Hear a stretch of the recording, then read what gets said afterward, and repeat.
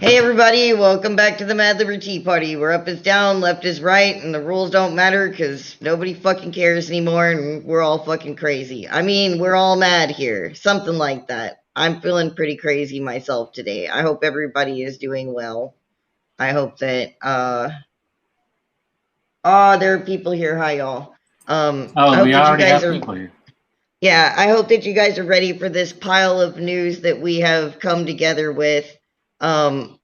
It kind of might seem a little ramshackle, and if it does, that's because like the decisions were all last minute today. But and I got pissed off at a commercial, so we added something. So tonight we're gonna talk about the end of a years long story. The Kentucky hemp scandal fight for the truth to come out and to bring down McConnell is, I don't know if it's over, but Keith is done. And we'll be talking about that, and I'm going to read his thing, and we're going to talk about some tech things, including like LBRY's issue with freaking crypto. They're having the law come after them, and it has cost them quite a bit of money. And it's kind of bullshit too, and it's going to upset people who use crypto. We also are going to talk about Sony's spatial reality display, which is the commercial that I saw that pissed me off. And I'm not pissed off about the commercial. I'm just concerned about the product. And then we're going to talk about the new focus on domestic extremism, which is interesting to lots of people, I suppose. And we're also going to talk about what's going on with the Virginia situation with the facial recognition and how they turned it down, but now they're wanting to fight for more of it. And we're going to hit up this weekend's stupid outrage because there's yet another fucking cancel culture craziness. There's going to be one every week, I think. And if we can get to it, we have a couple of other little side topics that we're going to hit on. But yeah, I don't know if we're going to get that far. Well, I think if we hit any more topics, we'll be canceled ourselves. We might get canceled tonight. Who knows? I'm gonna. But you know, we usually start off with the whole like asking everybody how they're doing and how everything was and stuff. And I think we're gonna probably talk about some other things that happened that didn't quite make it onto the list because like there's a lot of shit going on. How are you doing today, I3? Let's have our moment of just settling in with I got my coffee pot. I think whenever someone asks that question, I'll always go back to Star Trek 4 in the beginning of the movie where the computer asks Spock, how do you feel? And I go to my mother and I ask, I do not understand the question. I need to get some fucking Spock or some Spock memes to play whenever you're trying to fucking be a Vulcan. Yes, please do, because whenever someone tries to tell me or ask me how I feel or how do you feel today or something like that, I'm always trying to say what I am, not what I feel. So right. I kind of feel like a question mark. Question mark. Yeah, hashtag question mark. I feel like that fucking screaming goat right now. Like, just on the inside, I feel like the screaming goat. On the outside, I feel like I got a new coffee pot. The screaming coffee. That is an interesting brew. No, screaming goat coffee. We need to make this happen.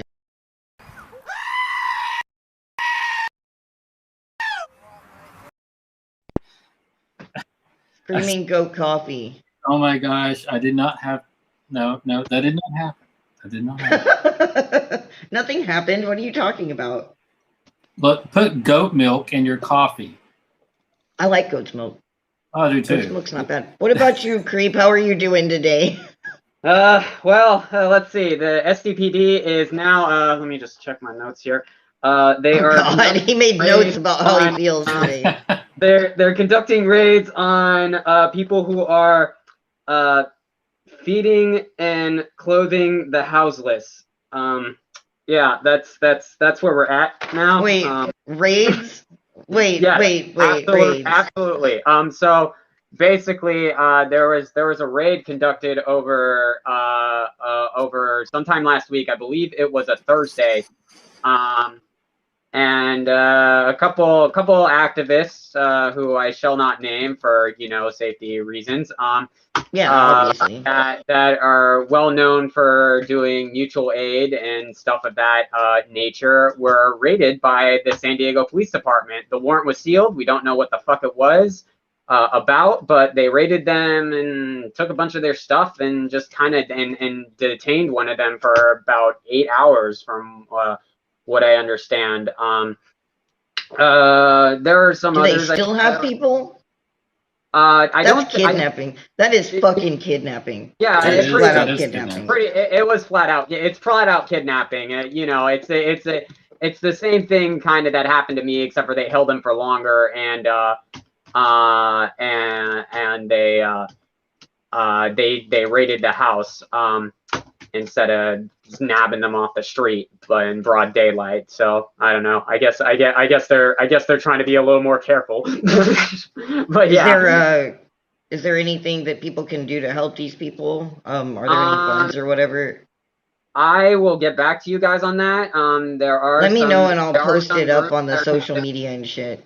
Yeah, there are some groups that are considering opening up a fund for the good-hearted comrades, because that they've obviously been through a lot, and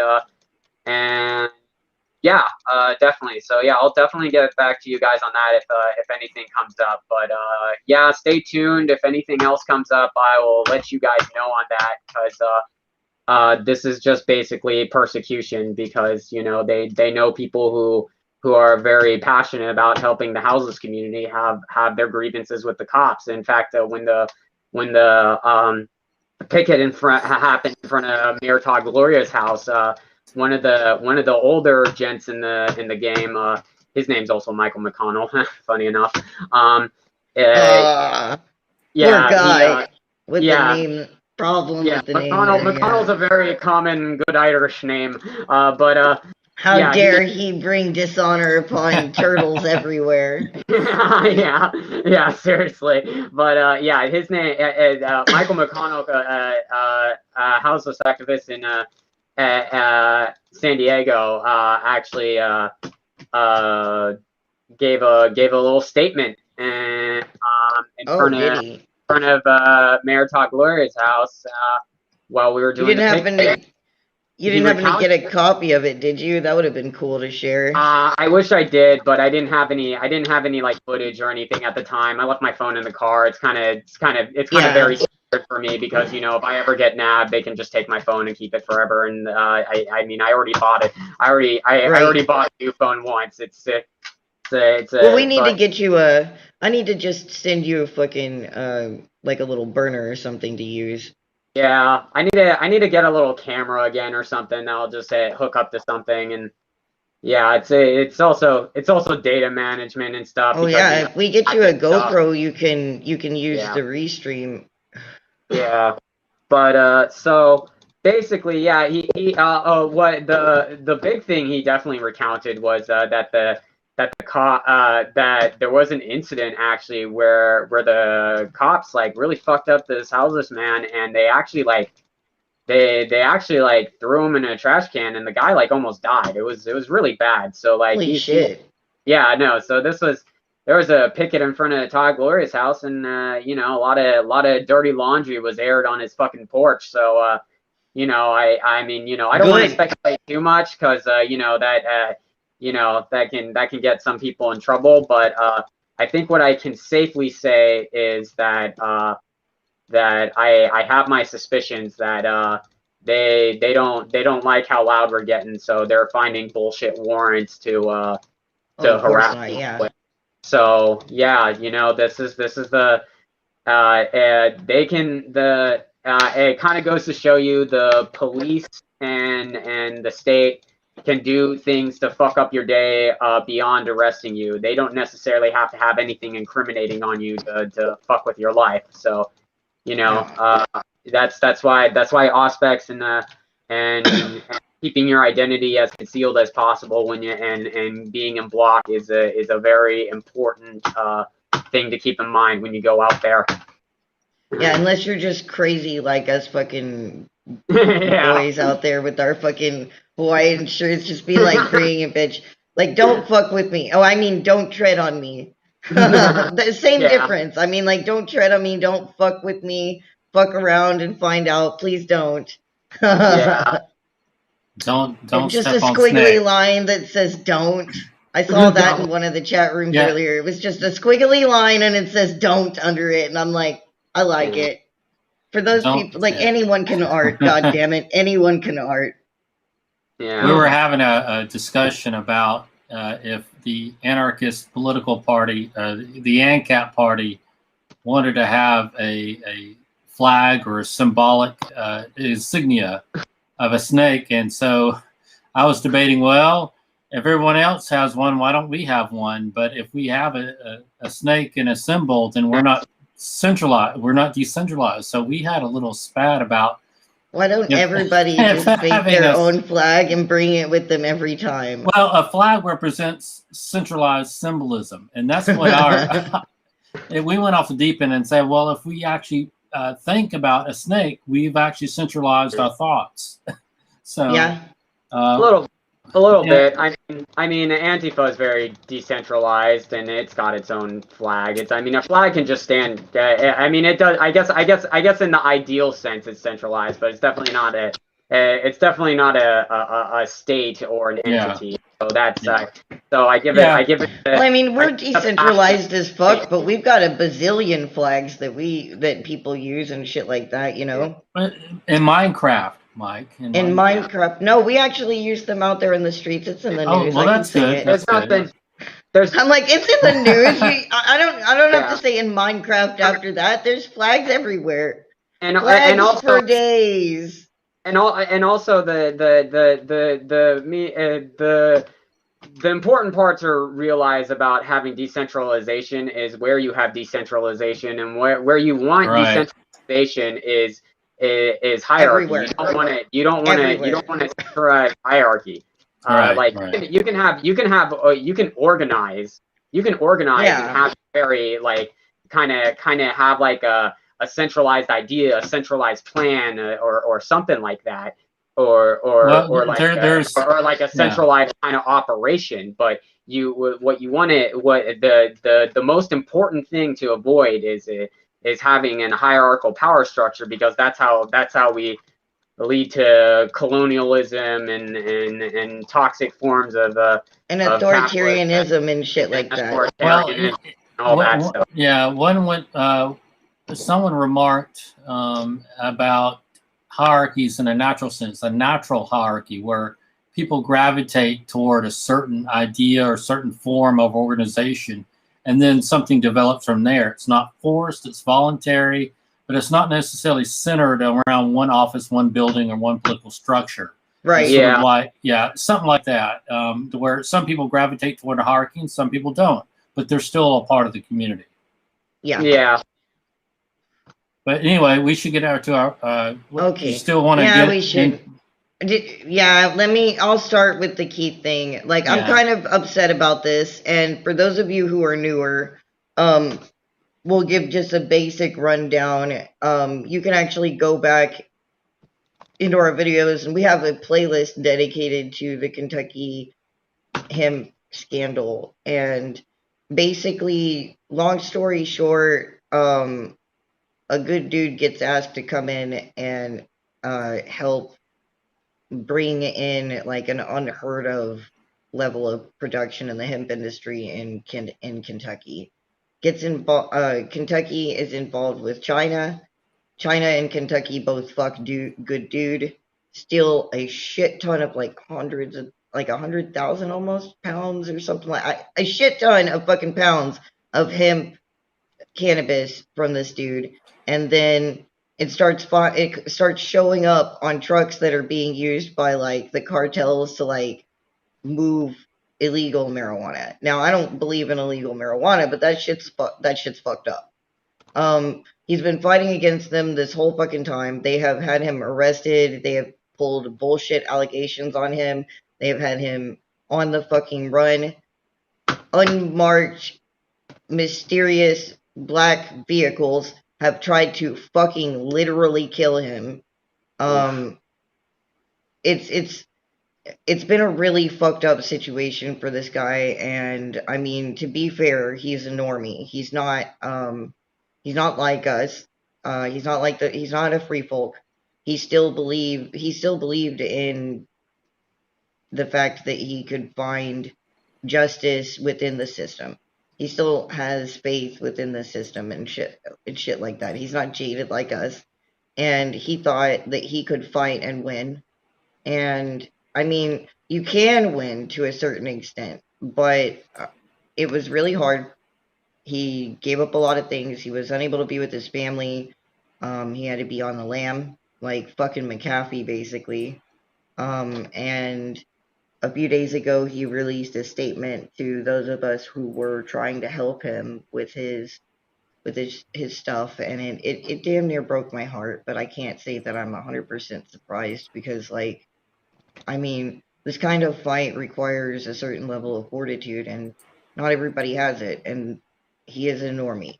So, I mean, I don't hate him for it, but I'm very frustrated, because, like, this pointed arrows and fingers directly at McConnell and his ties to China and the bad business that's going on there.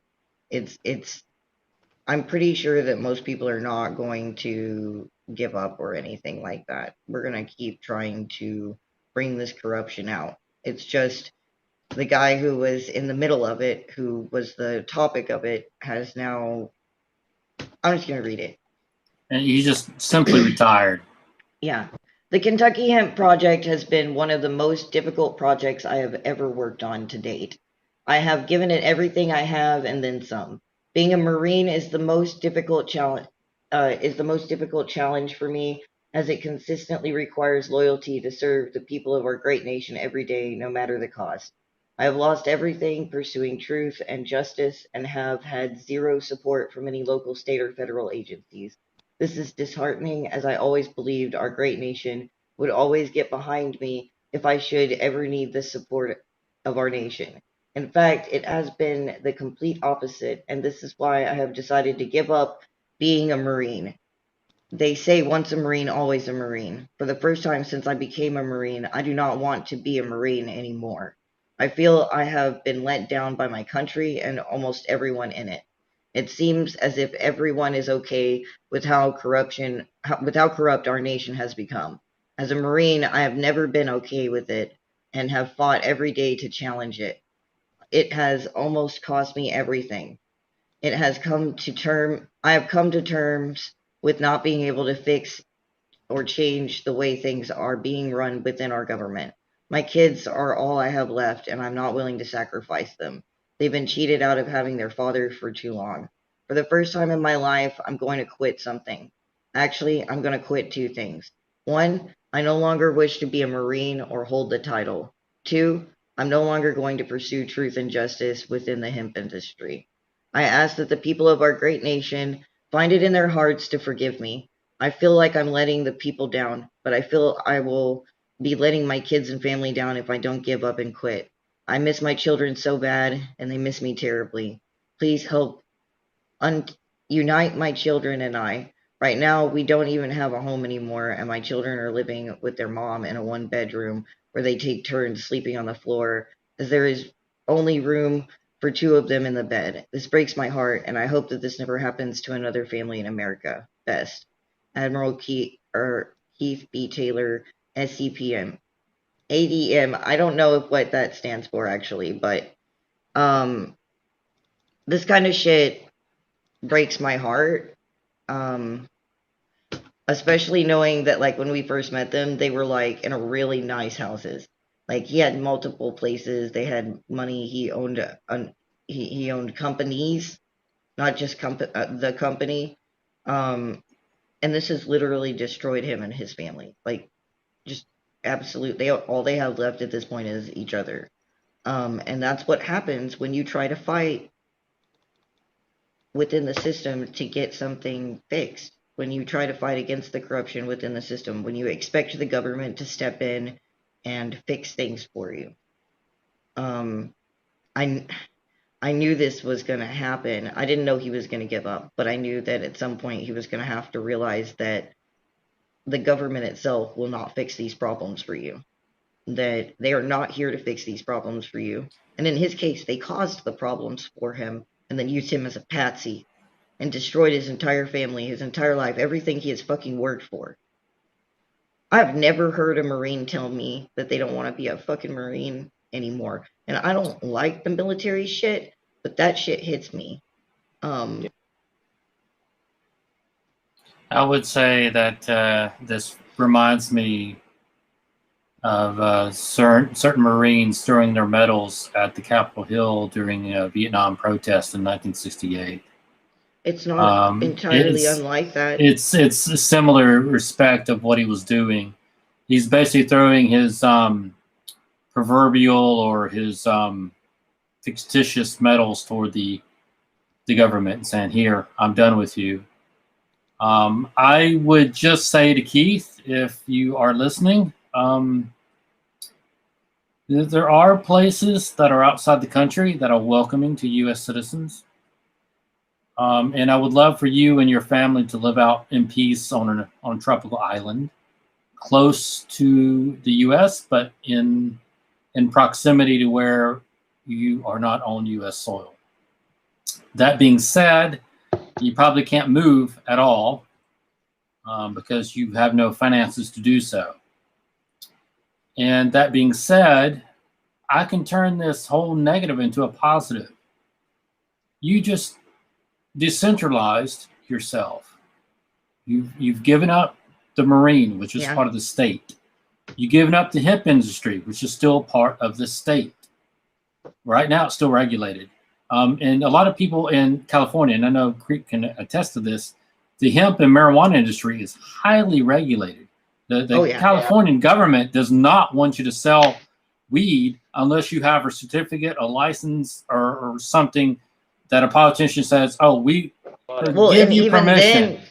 And even then, when you do sign all of their fucking papers and you jump through all of their hoops, papers, please. A lot of times they tax small growers and small businesses within the industries so heavily that they end up closing their doors because they can't fucking afford it. Like, they will not let small business get in. You have to be big enough to afford it. A lot of the quote unquote outlaw growers up in the Green Triangle did not like the terms in which the trade was legalized. It fucked with a lot of them and just kind of caused a lot of chaos. Before that, they kind of had that. Before that, it was kind of a bit of an anarchist situation up there. Like they just kind of did what they want, and the cops never really came up and bothered them. Man, fuck Newsom. I'm so sick of this piece of shit. Yes, oh my god. Everybody. Newsom. I mean, literally, he has decided to have the Republicans, Democrats, anarchists, and libertarians and Greens combine forces. What other governor can do that? We have all combined forces to hate him. I know. But yeah, it's just going to show that taking this negative and putting a positive spin on it, I'm not putting a spin of covering up the hard truth. The hard truth is he has given up for his family. But what he has gained is decentralizing and disassociating and decoupling himself from the very government he thought that would help him. It might be a very sad thing for him.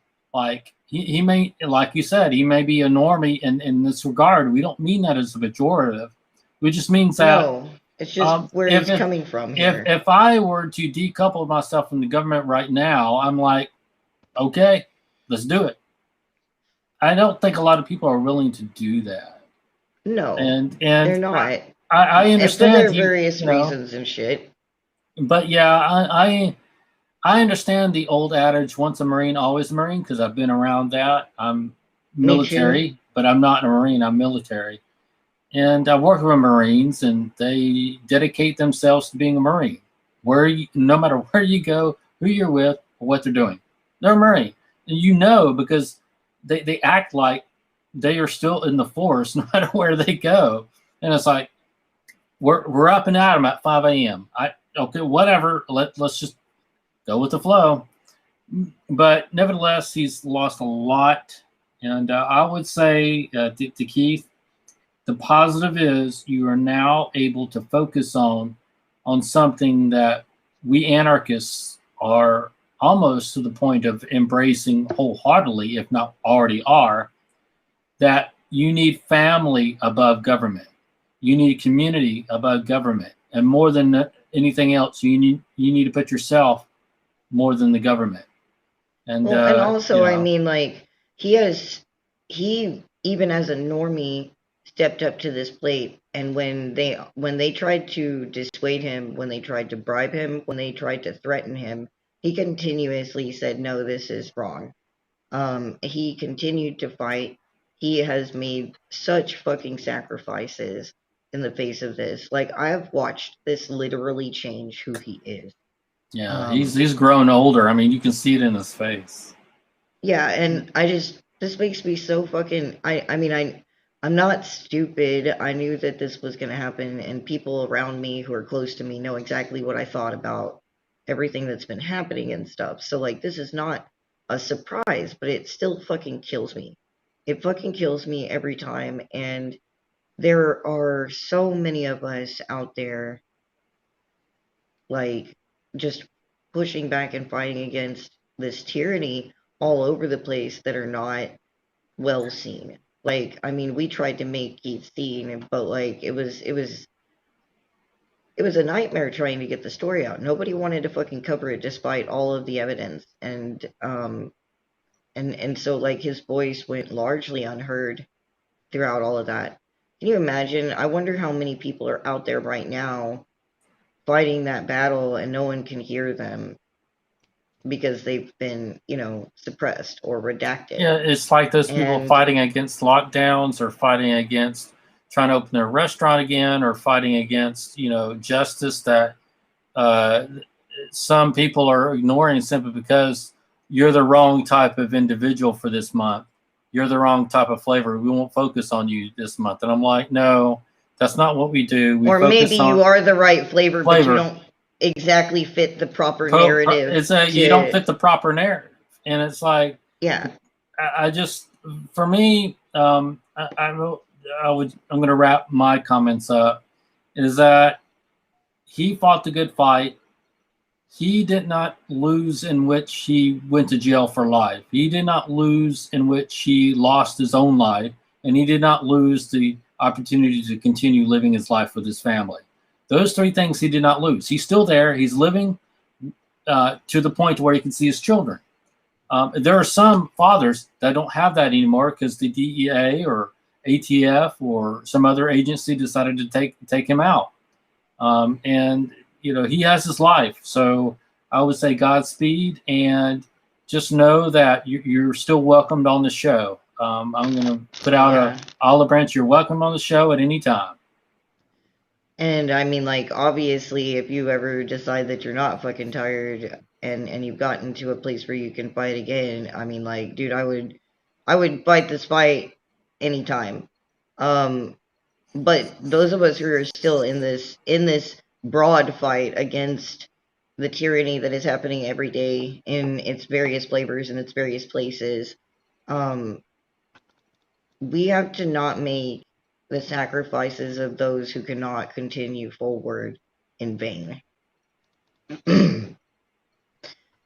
There have been so many sacrifices that have just fallen into this pit. And every time somebody else joins the fight and burns out or whatever, it feels like it falls there. And we can't let that be in vain. We have to keep fighting in our own ways against whatever we see. And yeah, Keith, wherever you are out there right now, I hope that you're doing well, and I hope that you and your family, I hope the best for you and your family. You fought long, you fought hard, and I mean... Yeah. I just hate this. I'm sorry, I'm fucking crying.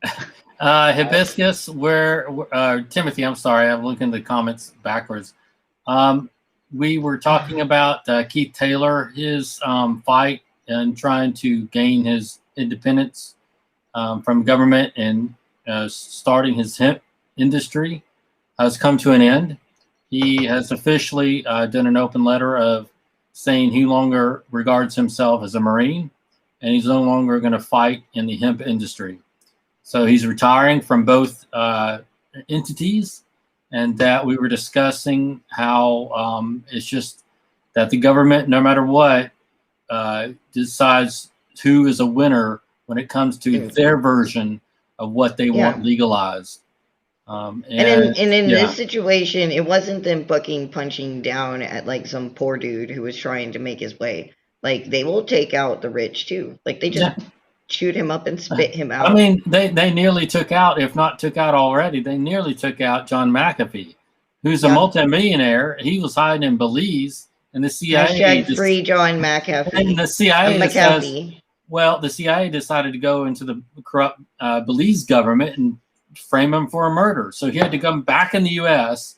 Oops, that was a big mistake. So he was running for the Libertarian presidential candidacy race outside the country. Yes, that's the first time from abroad. He was running abroad. That was really interesting. It was really interesting. And his wife was just amazing. She is like she is a force. Like, just a fucking force. Like, he is cool, but his wife is actually cooler than him. I'm not going to lie. Yeah. Timothy, right now we're going to give him some space. He is just trying to be with his family and his kids. I would suggest I'm going to be talking to Mr. Pink either tonight or tomorrow, and hopefully there might be something we can do.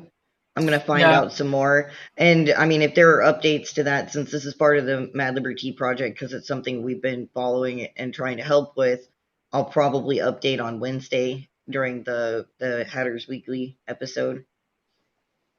Yeah, but yeah, let's go to the next topic because I've got to respond to a text right now at work. Technology. This is what technology has done to me. Oh my God. I'm working right now, ladies and gentlemen. I am working on a live stream.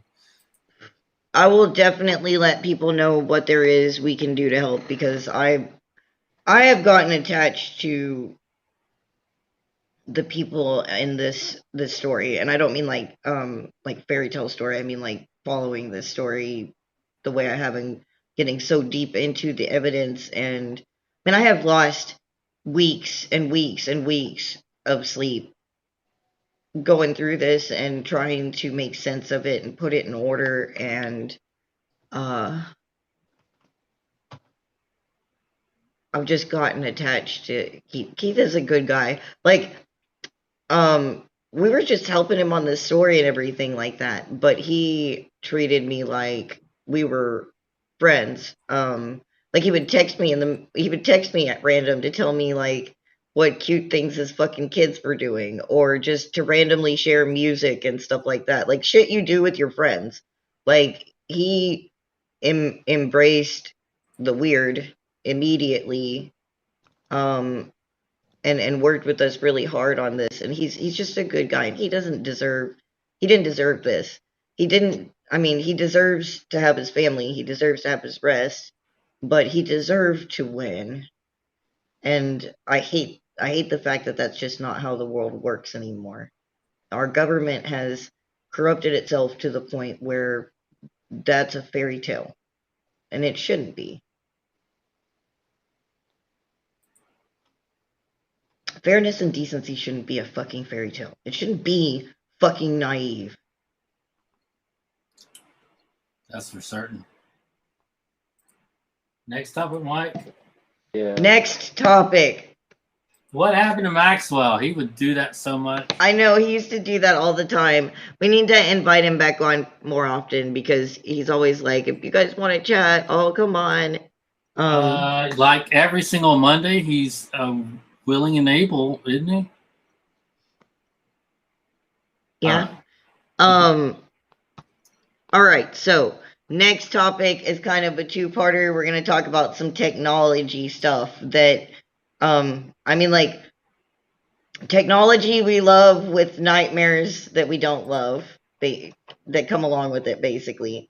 Do you want to talk about the LBRY thing since you brought it to light, or or intro it? Yeah, basically, I just got an email from them too. Like, really important email. Today, the Security and Exchange Commission filed a complaint against LBRY, or LBRY Incorporated. Yeah. This complaint means that basically the coin is not being treated as security, which means that it's not regulated. And it's treated somewhat like the Mines token on Mines.com, except for one little thing, and that one little thing is no longer applicable to LBRY token since they now have Odyssey. I can't use the previous tokens I got two years ago. It's basically, it's not a test net anymore. It's on mainnet. It's live now. It's live now. So the SEC is charging something that LBRY has never done. They're never an ICO, and they never really decided to become sort of a pump and dump type of scheme. But the SEC is charging that platform as they were if they were doing like a scheme or a scam. And LBRY is actually one of the few crypto platforms saying, hey, SEC, here's what we're doing. So the SEC was like taken aback. It's like, whoa, wait a second. Companies don't do this. So that's how transparent LBRY was being. But the SEC was looking a little further and said, well, you're not actually technically a crypto project unless we say you are. Unless we say you are. Yeah, this is like Henry's rules. There's a couple of rules involved in trying to be legal in the space. And it's like, you can't really be a security and trade with people. And I'm like, well, I'm trading coins technically on the platform itself. It's not exiting the platform at all. It can't. And the SEC says, well, still, that doesn't matter. And so LBRY spent over $1 million in 2.5 years for legal fees only, trying to clear their name. And so the bad thing is, the bad thing ultimately comes down to this. Your LBRY coins are safe. You won't get banned or kicked off Odyssey. Don't worry about that. What will be apparent if this goes through in court and if LBRY loses, that once LBRY comes onto an exchange, if you're a U.S. citizen, you cannot buy, sell, trade LBRY tokens. Yeah. And what's really bad about that is that some people, this is their livelihood. This is how they make money. Well, and also, like, if not only that, if they actually push this through and make a precedent of it, basically every single fucking exchange, whether it's on an open market or a closed market, has to be marked or it is illegal, basically. And what's even worse, those of us who enjoy using the crypto for the gray market and shit like that, that's no bueno. Well, although you really can't tell. Like, I mean, people can still make fucking exchanges, and how the fuck are you gonna stop them? Yeah, well, here's the thing: is that I read a little further than this, and this affects the actual company I'm working for right now. Is that really? Yeah, really. It's just caught my attention too. It really hampers startup and expansions of entrepreneurs trying to do blockchain companies, whether it be supporting weed or supporting video hosting or supporting whatever. You name it, it can be backed by crypto, theoretically. But the SEC is arguing you can only do it within certain regulations under their policies. If this goes through, new startups, new blockchain startups, they can incorporate in the U.S. They can hire U.S. citizens, but even the employees of that company cannot use or exchange or get paid in that crypto. So I'm going to be an employee of a company, and I can't even use their product. That's what's basically happening. That's well, crazy. I mean, and he says, so basically the United States turned it into monopoly money for its citizens. And I'm like, Yeah. not really. I mean, you could trade with people outside of the U.S. on the down low and then exchange it for something else. I mean, But there are your ways average to do that. person doesn't necessarily know how to or want to jump through the hoops of like doing this kind of thing. Like, and I mean, I guess if they catch you, you could get in trouble. I'm not really sure how they would catch you if you were doing it right. They have a petition out, and you can sign that petition. I Yes, think it's near they do. 1,000 There is a 1,000 link. signatures. If you're watching this on YouTube, there is a link down below in the description that you can follow to find more information about this and ways that you can help them. Because this is not a fight just for LBRY. This is a fight for a lot of people, and it matters. It would be really nice if we could get people to help them fight this fight too. Because like there are like I said earlier in the episode, there are so many battles against tyranny for people's freedom happening every goddamn day that people don't hear about. And honestly, if you can't help, just go get the fucking link for the petition and share that and the information around to as many people as you possibly can. Don't let their voice go unheard.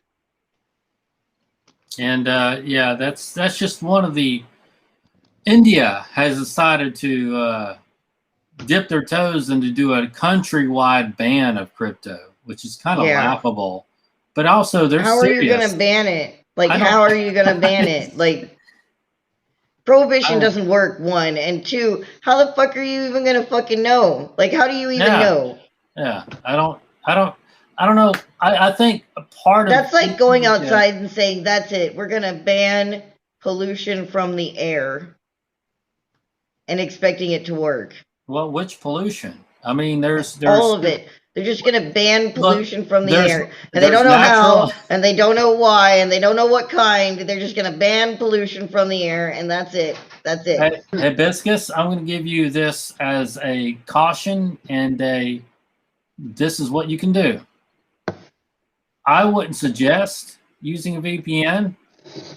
This is what a VPN does. I do not recommend using a VPN, and this is how they work. Yes, and that's my question and answer to you. I would not recommend a VPN, Hibiscus, and this is how VPNs work. So if you get my meaning in what I just said, I just answered your question. I hope you got my meaning. I cannot say yes or no to that question. I can only say this. Yes, and VPNs are not recommended. I did not say required. Okay. This is like saying, I recommend that's coin, asterisk. I am not a financial advisor, so I cannot recommend LBRY coin. But this is what it's doing on the market. That's what basically I have to say to every single thing in the crypto industry. But that's where we are at. I don't just go with the flow. That's what you have to say. I'm not a financial advisor. I take this as a caution and a risk. But the LBRY commodity is doing quite well. And there are some good VPNs on the market right now that are fulfilling a role in your inquiry. So, I know that's a long answer. I know that's kind of a long answer, but trust me, you're gonna overwhelm people. That's the problem. We're going into the crypto industry now. Just letting you know. So I mean, yeah, it's just bad juju. The whole thing is bad juju. And another thing that I find being bad juju is, well, let me see if I can screen share this to show you guys the. Do we have that the capability? Yes, we do. I'm going to put it on the tab that has the stuff. There we go. We'll do it like this. All right, look at this shit. This is actually really cool looking. This is the Sony spatial reality display, right? Like, is this Minority Report? Mike, is this Minority Report? I mean, what? Minority Report. The 2002 kind of, film. in a way. Yes, I mean, okay. like, look, okay, like, see, you look at it like this on this little screen. It looks like this little thing, but it actually, like, goes by your eyes, and because it follows your eyes, and it, like, basically, now, I'm not a scientist. I'm not into this kind of tech, so I'm going to sound like a moron explaining it. Basically, it follows your eyes and your pupils, and it uses that, like, angle and all that information and shit that it gathers off of that to create a 3D view of whatever the fuck you're looking at. So, like, you're actually seeing these 3D things off the screen, basically. And it's really neat. I'm not gonna lie, it's really, really neat. Is this like a virtual reality kind of thing going on here? It's not virtual reality. Like, look at it. Look at this. It's literally just a little screen thing. Like, you see how they have it where you can see it on the screen, and then over here you see it up off the screen. Like, that's how you see it. That's what it looks like. Like, because it uses your eyes and shoots, like, it works with your eyes to create a 3D visual of this stuff. It's witchcraft, yes. It's definitely witchcraft. Sorcery! Yes, it's sorcery. It's witchcraft. But it's very fucking cool. And I was going through the twatters earlier, and I saw this commercial for it, and I clicked on it because I was like, well, you know, actually, usually I block commercials, but this looks really neat. There's no way this is what it looks like. So then I watched the thing about it, and I was like, this is really, really actually kind of cool. But then it got in the part about your eyes and shit, right? It, like, maps your eyes and follows your pupils and uses facial recognition and stuff like that to work, to guess what fucking angle you're looking at and shit like that to respond to you. And that is where I started freaking out, because they're hitting us with all sorts of really neat, convenient, and cool things that require us to basically let them map our faces and our eyes. Yeah. That's very dangerous. That's very bad. No, I'm just going to say this once. Take my money. Just take it. Just take my money. Take my money. Well, to be fair, we don't have to worry about them using this to map any of the common people, because this motherfucker is $5,000. Oh yeah. Well, if it's $5,000, I got to see which crypto I could. Yeah, I mean, like, eventually, sure. It's probably, like, if it works out and it works and shit like that, this kind of stuff will probably become more and more common, and we're gonna have to be extra careful, because, like, imagine this technology. They're gonna use that for ads and stuff like that.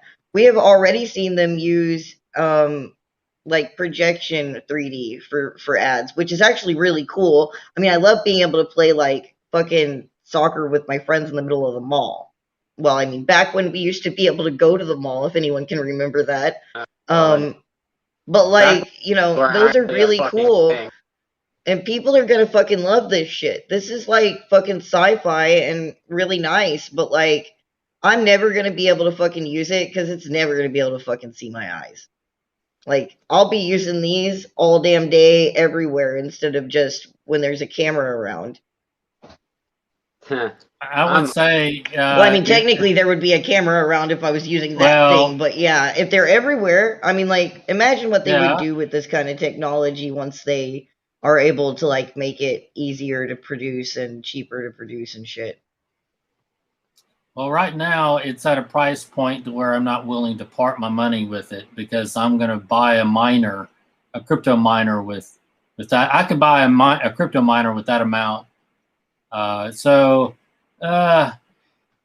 this is going to bring this is going to bring a whole new fucking vista to those poor agents that have to watch us and stuff like that. Like, now they're going to get to see our buttholes in 3D.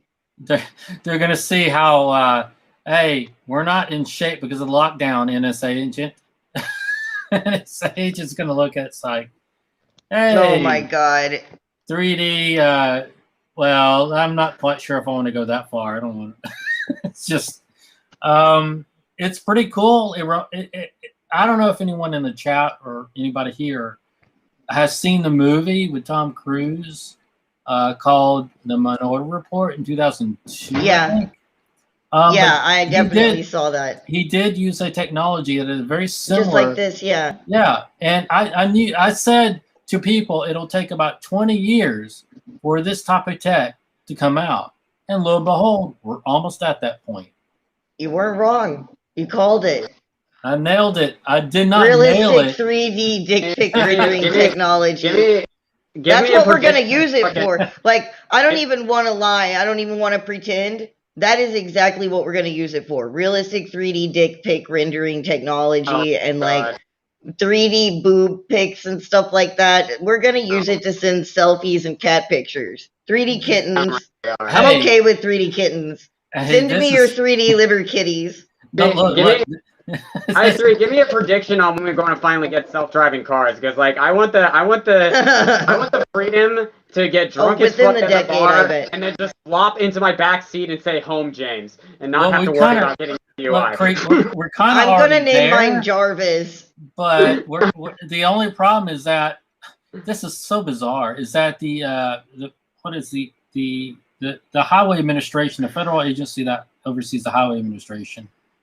I want to say it's the federal F something H, but that agency has declared that. Well, they say the self-driving cars, the FAC, I think, or some of that. They say the cars that are self-driving are having an accident ratio that they're uncomfortable with, and I'm like, well, yeah, it's not perfected yet. You realize that there are several humans. I think we'll have them within the next decade, though, too. Yeah, I mean, I mean, we already technically have them, but they're not released yet. We have the ones that basically my dad actually has one like this. It's pretty fucking sweet. It basically stops when you're about to fucking hit something. It doesn't let you hit it. It's really nifty. I wish I had it. That's wonderful, unless there's somebody behind you. No. Like it's a motion sensor everywhere, like every angle. I mean that if you're driving along and you suddenly stop because something's in the way and there's someone behind you, they're gonna hit you. Oh yeah, that too. But like, so yeah, it can't stop that, but at least that accident wouldn't be your fault. So like, it wouldn't be too much on your wallet if your insurance isn't being a jackass. But I mean, car insurance is kind of a scam sometimes. So insurance is a scam. Insurance is a scam. I hated the insurance industry. I hate it fucking so much, dude. Like, health insurance was so hard to fucking sign up for. And it fucked up my tax return. I didn't get nearly as much back as I did last year because of it, because I was getting a deductible in my health insurance and all this fucking shit. And because like, if without the subsidized health insurance, like, it would literally cost you about $300 and something a month. Now with it, I get about right now I'm paying about 70 something a month for it, but still it fucks with your tax return too, so you end up owing a little more in taxes. I still got about like $500 back in taxes and stuff, but like, it's just I hate the insurance industry. I hate the middleman. There's got to be a better way to do this. Well, I would say to Hibiscus about accident investigations would work. Well, I'm thinking about this, and in real time, everything's recorded. Now, this will scare people, but this I is don't what like I'm that thinking. at all. That everything is recorded, so your insurance agent will have real-time accident info to where your agent will send a claim automatically once the accident happens, and then probably you'll get insured and or settled within the end of the week. Yeah. Boom, done. Now, here's the thing. Where does that information go? I don't know. But I'm just letting you, they have the capability to do that now. Probably some company database, and of course, there's probably some laws about accessing it or something. Yeah, it's just theoretic. Now, in theory, that's how it's supposed to work, but look, also theoretic. Some jackass. You can't really wreck on a hoverboard, and that's what I'm planning to do. Is once wreck Elon on a Musk, hoverboard. well, once Elon Musk comes around and does the hoverboard Back to the Future style, automatically, that's where I'm going. Please give me a real hoverboard and not that douchebag thing that the other guy made. Exactly. Right. Fucking asshole called it a hoverboard. Everybody's like, fuck this guy so much. I remember when it was a fad and everybody would laugh at people on those in California. We were just like, you guys are fucking stupid. Oh shit, did my camera freeze? No, it didn't. No, Yay! it did not. We have gone almost a whole fucking episode. And I'm going to knock on some wood real quick because we haven't had any technical difficulties yet. A knock on your CPU. It looks like our new little streaming thing's working out pretty well this time. CPU. Look, there have been some days in the past week or so that it was not so hot, but we worked it out. The Monday that you missed was like really bad. Oh my god. Oh, I bet. It was horrible. You're glad you missed it, actually. Yeah, not glad you had to miss it for what you missed it for, but like, yeah. I remember the one I was there and like I couldn't get it in a word edgewise because I didn't realize I was muted the entire time. I'm like, what the fuck? No. I was just on the screen like. It's okay, like. The fucking Ancom is just waving his arms around like a monkey. Don't pay any attention to him. He's fine. He's fine. The Ancom's having a fit again. There's some capitalist decadence going on, and he doesn't like it. Somebody get some peanut butter crackers in here.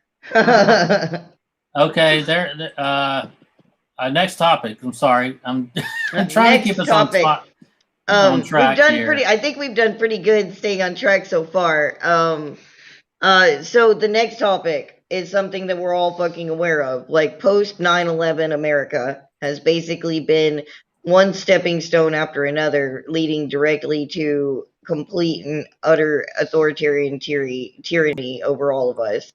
And J6 was definitely something that they are using to, obviously fuck us with even more than they have been in the past. And it's absolutely ridiculous that they have to do it in this polarizing fashion in which they are doing it in. But to be honest, like, I'm not going to join the team of people who are like, why are they not punishing everyone else in this ridiculously stupid way? Like, what? Before we get deep into what the new stuff that I read and stuff is about, like, why? Why would you do that? Like, you're having a problem, and it's obviously unfair that it's happening to you. So you get mad and ask why it's not happening to everyone else around you too. And not because you don't want it to happen to anybody, but because you would rather it happen to everybody instead of just not happening at all. Like, what is the fucking matter? What is the matter with people? It's called the Patriot Act 2.0, and the Republicans and Democrats passed it in 2001. Along with the TSA, along with the TSA, Department of Homeland Security. And behind our backs while we were dealing with Trump's stupid fucking what was it they were trying to do? Impeachment. His first impeachment trial. First impeachment. They solidified it. They made certain that the Patriot Act would stay. They renewed it. They renewed it twice. One under Obama and one under Trump. Yeah. So it doesn't matter who's in power. It doesn't matter who's in power. They're going to keep doing it. Who has an executive office? They continue to push the same plan forward, whether or not it's wrapped in blue or pink wrapping. Peeps can come in 15 colors, but they all taste the same. Save the peeps. Save the peeps. Hashtag save the peeps. If you're not in our server, in our Matrix server, then you don't know what the fuck that's about. You should be there. I'm not gonna explain it. That is internal shit. You're gonna have to get in here to understand what's going on with the peeps. But one of the things is, like, I was reading over some of the stuff that was said while they were talking about, by our government officials, while they were talking about the domestic extremism problem. Their obsession with domestic extremism is fucking driving me nuts.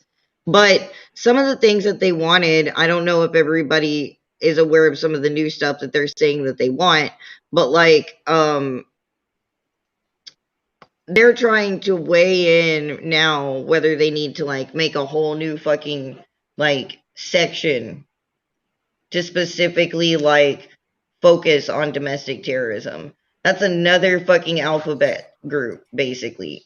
Because like, great, another goddamn law enforcement department. Yeah, that's what basically what it boils they down aren't. to. They haven't More decided funding. to go along with it, but this is something that they are openly considering and well enough to tell the fucking media about it.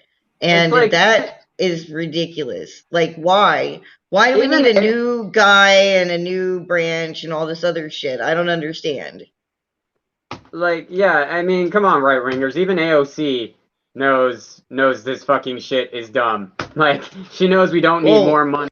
The for another people who are goddamn actually police department. suggesting it are the fucking left. It's the Democrats. Well, it's the Democrats that are what I It's call the- the it's the center. authoritarian I mean, Democrats.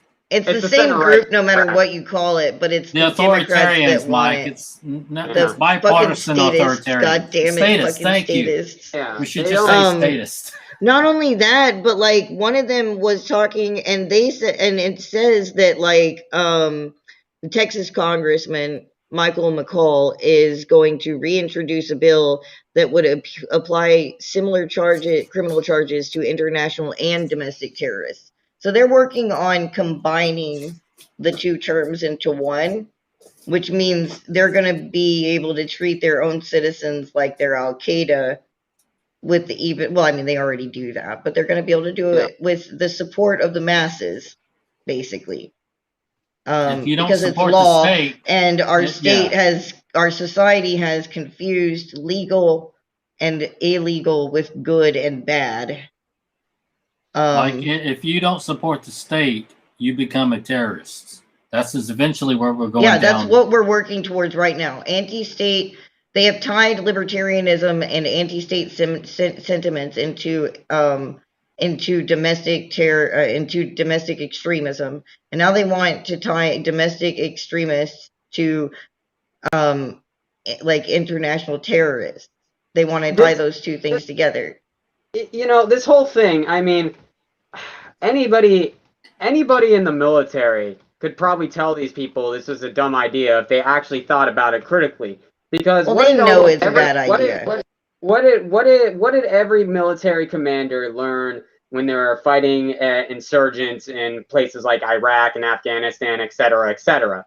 They learned when you kill an insurgent, that produces more insurgents, because that insurgent probably had friends, had family, and they're going to see, oh, who killed my fucking brother? Who killed my son? Who killed my dad? Who killed my mother?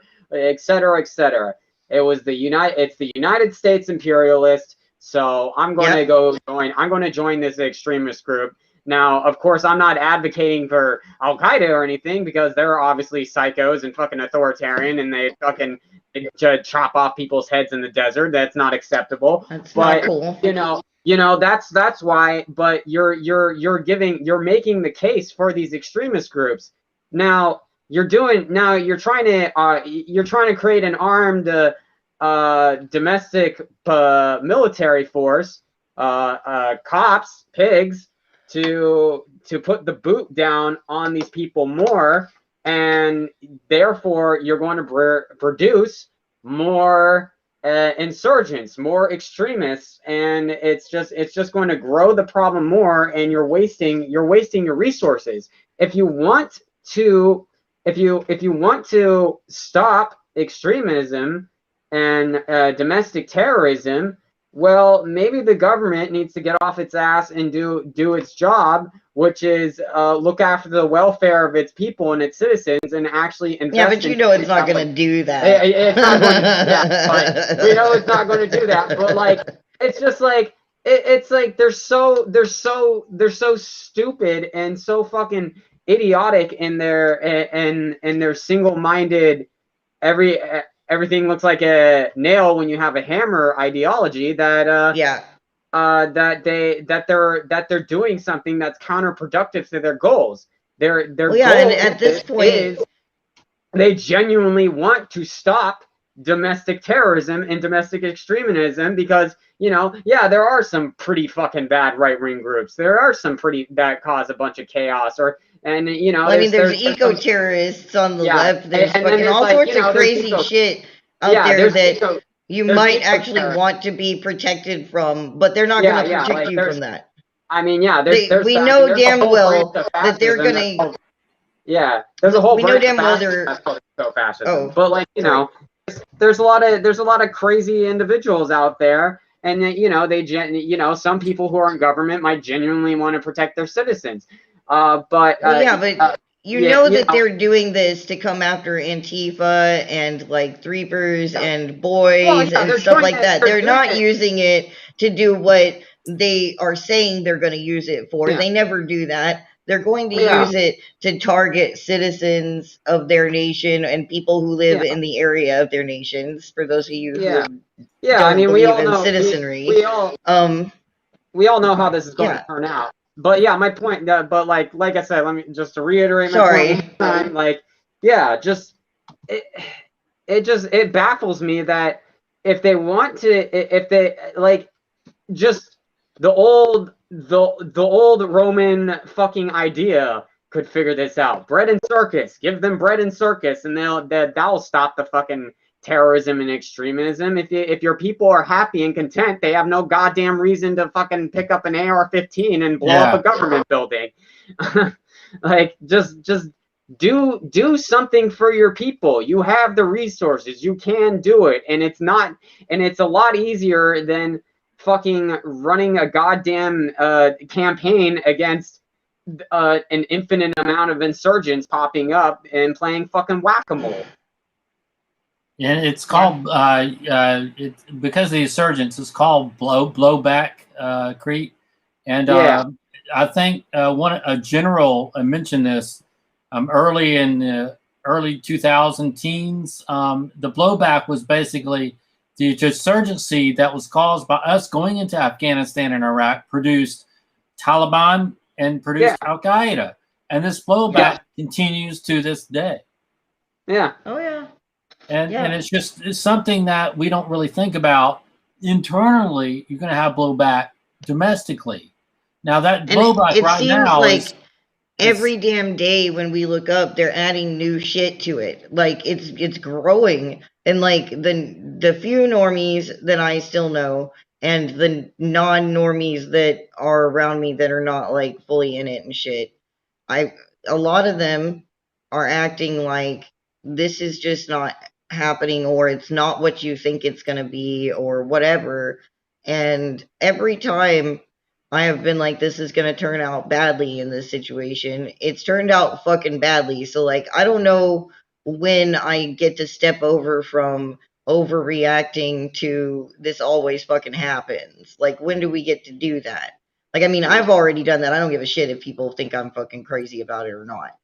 But the truth is, like, it blows me away with the amount of people who can watch all of this shit happen from, like, even before 9/11, we'll say from 9/11 on. Like, just from 9/11 on. How do you fucking watch all of this shit happen systemically, one thing after another, continuously, until we get to this point, and you're still fucking saying, nah, that's not going to happen. They're not going to do that. Like, why? How? How do you fucking... What kind of gymnastics do you have to learn to be able to fucking do that? It's always this. It's always this. Oh, we're in the imperial core, therefore it can't happen here. It can never happen in this first world country that's America, but it can. It can happen anywhere. People. Yeah. It's kind of just this toxic idea of American exceptionalism, because it's just like, oh, that couldn't happen in the US of A. This couldn't happen in the US of A. That's like something that happens in a tin pot dictatorship. It's just like, this is a goddamn tin pot dictatorship. You're already living in it.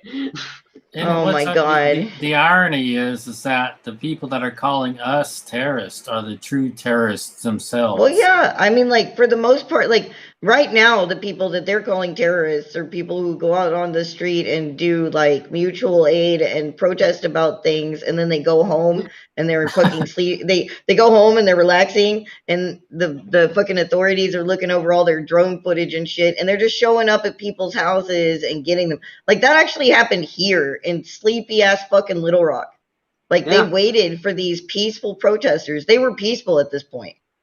They waited for these people to fucking go home, and then they just started pulling them out of their fucking houses. And, like, they were following people in dark, creepy vehicles. That's intimidation at least. Absolutely. And, like, I mean, this is a small place. The shit that they're doing in other places is fucking ridiculous. Like, yeah, and it's all because, and they're able to do this because we have allowed them to chip away at our various rights that they were not supposed to be allowed to chip away at. Like, these laws that they keep passing, they're telling us that they're laws for us, and and that they're constant. You know, like when they change the Constitution, they tell us that it's for us, but it was never. But the Constitution was not supposed to be for us. If they change the Constitution, they're changing the rules for them. Yeah. I got a funny story. Sorry. Keep going. Well, and once they change the rules for them, they can do whatever the fuck they want. And that's why working inside the system is, you know, like a practice in futility. I think that, like I said the other day on the Redacted Caucus episode, like, I think that we can buy time with it. I think we can use it to prepare people. I think we can use platforms like the Libertarian Party to educate people and reach out to people and stuff. But I don't think we're going to win any fights with it. I just don't. And I'm not going to pretend like we are, but I still want to support it. And I think that it's worthwhile because I think that it can help people, even if you can't win that way. You know what I mean? And to be honest, like, I don't think we're going to win liberty using any singular topic. I mean, technique. Any singular technique. Well, we're going to need to hit it from all fucking angles. You're going to have to take a playbook from the left in order to do that. They know how to do it. You need an insider-outsider game, basically. Like, you need major grassroots movements, and then you need to see if you can sneak a couple of your couple people that are sympathetic to your cause into that. I mean, we've kind of got it pretty good with progressives right now, but it's not nearly good enough. Like, honestly, like, if this was a fair political system, I mean, we would legit have a communist party in this country, not one that takes over and devours all the other parties, but, you know, I mean, people who have communist ideas deserve representation in the House of Congress. Like, I mean, that's probably like. Well, I mean, and that doesn't make it a communist nation. That just makes it open to anybody. And I mean, like, if you're gonna do democracy, you need to leave the doors open for anyone who wants to participate. And one of the reasons why I can't believe in democracy is because that never happens. Yeah, and when it does, your fucking Senate looks like fucking India, and there's like 1,000 people in there.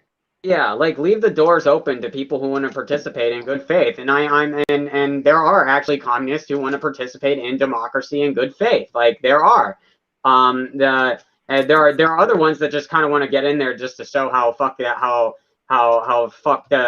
these petty bourgeois Democrats are. But, you know, I mean, even then, like, it's just like, whatever. I mean, give them a chance to prove their case. But yeah, funny story about being followed by the cops one time. I don't know if I told you that one, but I don't know. It was a relatively small protest, but I guess one of the local the watch commander at the goddamn police department got all pissy and got his little swatty boys out, and we're just so we just kind of decided to stay there and agitate longer than we originally planned, because the watch commander was a dick. So we're just like, all right, we're going to be here for longer now because of you, watch commander such and such. And So yeah, we did that, and then as we were leaving, there was a cop that was clearly following me. Like he was definitely, if he was trying to hide it, he was doing a terrible job. Let's just say that. And I was just like, oh my god, this fucking guy is following me. What the fuck? And I was just about to get on the freeway, like, and this guy was about fixing to start following me on the freeway, it looked like. But then this other protester that's known for being really fucking loud, and he always has a fucking microphone, pulls up in his truck, microphone in hand, and starts yelling at the cop. Hey, what are you doing? Why are you following him? Leave him alone, you asshole! See, that's what everyone should do when you see a cop stalking somebody. Yeah, no, the cop literally got fucking scared and jumped off like a cat that had been startled by somebody trying to hug him or something. Honestly, I mean, I don't know if you ever figured out who that dude was, but that dude is an exemplary human being. And we need to all take a lesson from that, because you can save someone's life doing that. Yeah. We don't know that he didn't fucking save Creep's life at this point, because people are like, these cops, we don't know at any given point when they're going to go off and fucking kill somebody. Like, that's how we have to treat them at this point. So somebody like, and I'm, okay, so you did know him, but like, it doesn't matter whether you know somebody or not. If you see somebody being followed by a police officer like that, you pause, just take a fucking moment. Like, you can report. You might get yelled at for being 10 minutes late for work, but you might save somebody's life.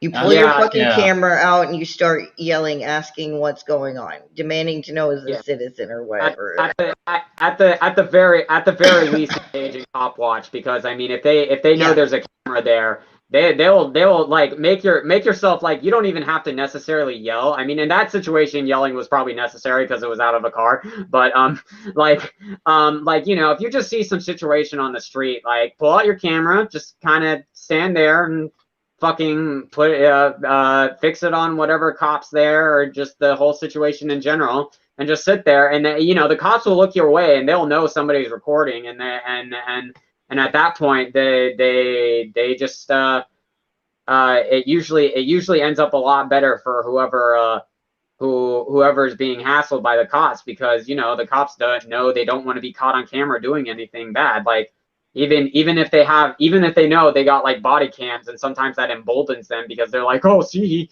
he flinched, I can but like, but yeah, if you have a different angle on that situation, and it goes fucking viral and shit, that's gonna turn out bad for them. You know, maybe their chief will fucking start yelling at them, because it's like, oh great, now I have to deal with like protesters all fucking week because of your dumbass Steve.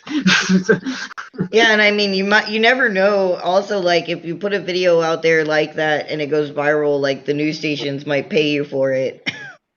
Yeah, they do that. Too. I mean, then you can use the money from these motherfucking bastards to fucking continue to try and chip away at the narrative. Yeah. Let them fund their own demise. I hate these creatures. I hate them so much. God damn it. This guy, or Hibiscus, is asking, hey, did you guys see that video from Ohio where the cops are arresting a guy on their front lawn, and then they see the homeowners filming, then they demand they exit the house, and they were getting a warrant? No, I don't think I actually saw that one. You're gonna have to link it to me. There was another one where that shooting was. Please do, though. Yeah, there was another one where there was a shooting, not a shooting, in Colorado, where that shooting happened in Boulder, of someone videotaping. Now, he wasn't in the parking lot. He was just surrounding the crime scene. But there was unmarked and I guess, I don't know, sheriffs or SWAT team. They were unmarked uniforms. So yeah. I don't know who they were. He didn't, the photographer and journalist did not know either. They were pushing him back, further back, away, across the street even, and they were threatening to arrest him. Now, no police badges, no police numbers, no names, not plainclothes, but military-type uniforms. Who are these people? I don't know. So, and they were demanding, you know. I'm not gonna fucking. I'm definitely not gonna comply for someone who's unmarked. Oh yeah, definitely not. See, I mean, this year, well then there were like 5 people recording Derek Chauvin, but he didn't care, and I'm like, that's true. Sometimes they don't care. Sometimes they will do it on fucking film. But if you don't get it on film, where's the case? Yeah, exactly. Where's the evidence? And yeah, true this, like. This right here, the civvies watching Chauvin should have intervened. Like, I cannot say this more often without, like, basically sounding like a broken fucking record. It is far past the time that we just stand there and film. I carry a fucking stand for a reason. I can just flip that thing on the top of it and fucking jump out there. Because I'm not gonna film anyone being beaten anymore. I will get in there and put my body in the way if I have to. I don't fucking care anymore. I'm done. I'm not going to watch them hurt anyone. And that kind of goes for everybody. Like, I'm not going to watch somebody hurt anybody, cop or not. I'm sick of us all just standing there and watching people being hurt. That's sick. It's disgusting. And it is a fucking perfect example of what is truly and deeply wrong with our society, not just America, but the world as a whole. Yeah, if de-arresting is possible, I would. Yeah. I support it. You know, it's a case by case. And I'm not saying that you have to jump out there and fucking attack the police or whatever. That's not what I'm not encouraging that. I'm not saying that you've got to like start a war. You do whatever fits in your situation and whatever you can fucking do. You don't have to be violent to do these things. You can literally, and if they're like, the more of you, the better. But like, even one of you can just stand there and say no. One person standing there and saying no. I mean, like, some of the most iconic pictures in the world, in the world's history, have come out of that moment. So like, be the one who stands there and says no, even if nobody else is. It's disgusting that we'll stand there and just watch this shit happen. And another thing is there's been a viral video going around of someone beating up someone in a subway train in New York City. Oof. And no one was helping. They just walked by. They just walked by. They just watched. They were in the car when it happened, and people were like, just make a room for the guy to beat up on this other guy. Remember your Boondock Saints, y'all. Fear not the actions of evil men, but the inaction of good. Exactly. There's that herd mentality kind of thing that kicks in. There's been some weird case studies where that kind of happens. Oh yeah. But as a result, you can take advantage of the herd mentality as well. Because if people think that what they're watching is wrong and somebody actually is the one to step up and say no, it's quite possible that your actions will cause the herd mentality to follow you instead. Yeah, you gotta. If you can be loud enough and just like get in there, like you will probably change some minds. Like, you know, there's encourage some civil disobedience today. I mean, just kind of an example of something that's a little similar. There was one time we were in front. We were out in front doing a protest, and we kind of were quiet for a sec, like we weren't doing a chant. And I was just like, oh man, we should actually get some chants going here. And it took me a while to like actually like act on it, but once I did, like people started chanting. So like, you know, it really does kind of take one person that's loud enough to like get the fucking ball rolling. It's kind of a snowball effect. Yeah. Nothing is going to stop until we do it ourselves, and we're not going to do it until somebody fucking starts it. Like, I mean, to be honest, like, even the free folk sometimes need somebody to step forward and say something first. I don't feel like they should, but we're all in we're at different places in our lives, so it happens. It is what it fucking is. As frustrating as it can be to Uncle Bobby. All right, next topic. Uncle Bobby is pissed off all the damn time. I can't even wake up without being like, what the Kentucky Fried fuck is happening now? You want to switch up the last few topics? Um, do we need to switch them? Well, I was thinking we were going into something serious to combat it with something less serious. I mean, I guess that's true. You want to do this week in fucking stupid things Yeah, people are mad about? yes, yeah. Okay, this week in fucking stupid shit people are mad about. All right, first one, Lil Nas X. He posted this music. He put out this music video, and a bunch of people are like twisting their panties up and getting in a fucking huff because he's like giving a lap dance to Satan. And then he kills Satan and takes Satan's horns and becomes the prince of fucking hell in his video, right? And people are so upset about it. I gotta see that now. I was hearing about it. Yeah, like, okay, I went and watched this music video, and it was actually pretty cool. I'm not gonna lie. Like, he's like doing some heavenly shit, and all of a sudden, like, there's like a pole there, and he grabs it, and he pole dances, and I mean, like, artfully pole dances all the way down to hell. It's beautiful. I thought it was fucking hilariously awesome. And the imagery was great. The music was fine. It's not necessarily my favorite song, but it was good. It was decent. It wasn't bad. But, you know, people are flipping out. They're like, oh, God, he's the Satan. He's encouraging the Satan. He's part of the Hollywood people gonna eat our children and shit. And I'm like, oh, for God's sake, y'all, it's a music video. Calm down. Like, this is like the right getting upset about. This is the new wet ass pussy. The new wet ass pussy is giving the devil a lap dance. We went from wet ass pussy to giving the devil a lap dance. And it was just anyway, so to follow up everyone's outrage with his music video, he has released a new line of shoes. And they are being dubbed the Satan shoe because they look like Nikes and they have like a 666 embroidered on them, and they have like demonic numbers in their dimensions and shit like that. It's all intentional, and it supposedly there is a single drop of human blood in these boots. I mean, in these shoes, and they cost like $1,400 or something like that. And people are losing their goddamn minds. Like, just fucking losing their goddamn minds over these fucking shoes. And Nike has had to come out and make a fucking statement because for some reason people thought Nike had done it. And they're like, no, we don't want any of that. We didn't do that. He did it himself. But to be honest, like, to me, this feels like just another shock jock type move.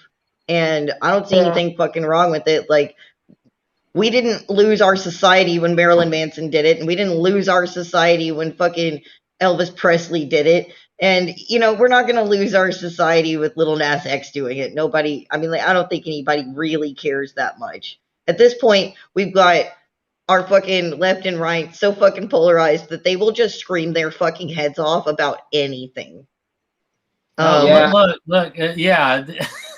I kind of like the spat that Governor Kristen Noem and Lil Nas X did, because it just represents a microcosm of what's going on.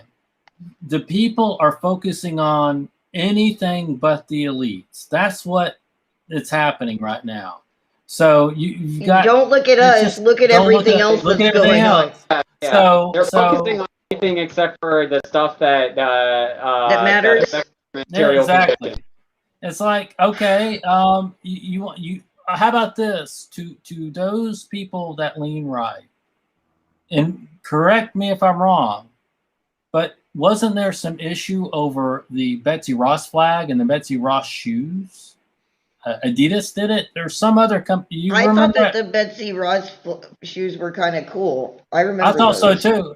And there was a huge outroar over that. So really? Guess what? I don't remember them having a fucking freak out about that. There was a freak out on the left because of that, because of colonialism. They were appropriating and colonialism. They were appropriating or something. Something. It's, you know, this day and age, you have to go back. Well, I mean, we have to get I don't like appropriation when it's done badly. Like, I like appreciation. I'm totally cool with that. I don't like appropriation though, but the way people are using the term is not correct, and it's being overblown to the point where now when you say appropriation, anyone who is not a lefty immediately fucking rolls their eyes and will no longer fucking hear you. They overused it and they incorrectly used it on so many things that were not really, it wasn't necessary for that. It caused the moments where it is necessary to be less impactful. And I mean, like, that's their game. They do that all the time. Because like cultural appropriation is fucking bullshit and it is a problem, but just not in the way that the media is always trying to portray it. I think that they do this to make it less powerful. They do it with. There's another thing that no one really talks about as much in this shoe war.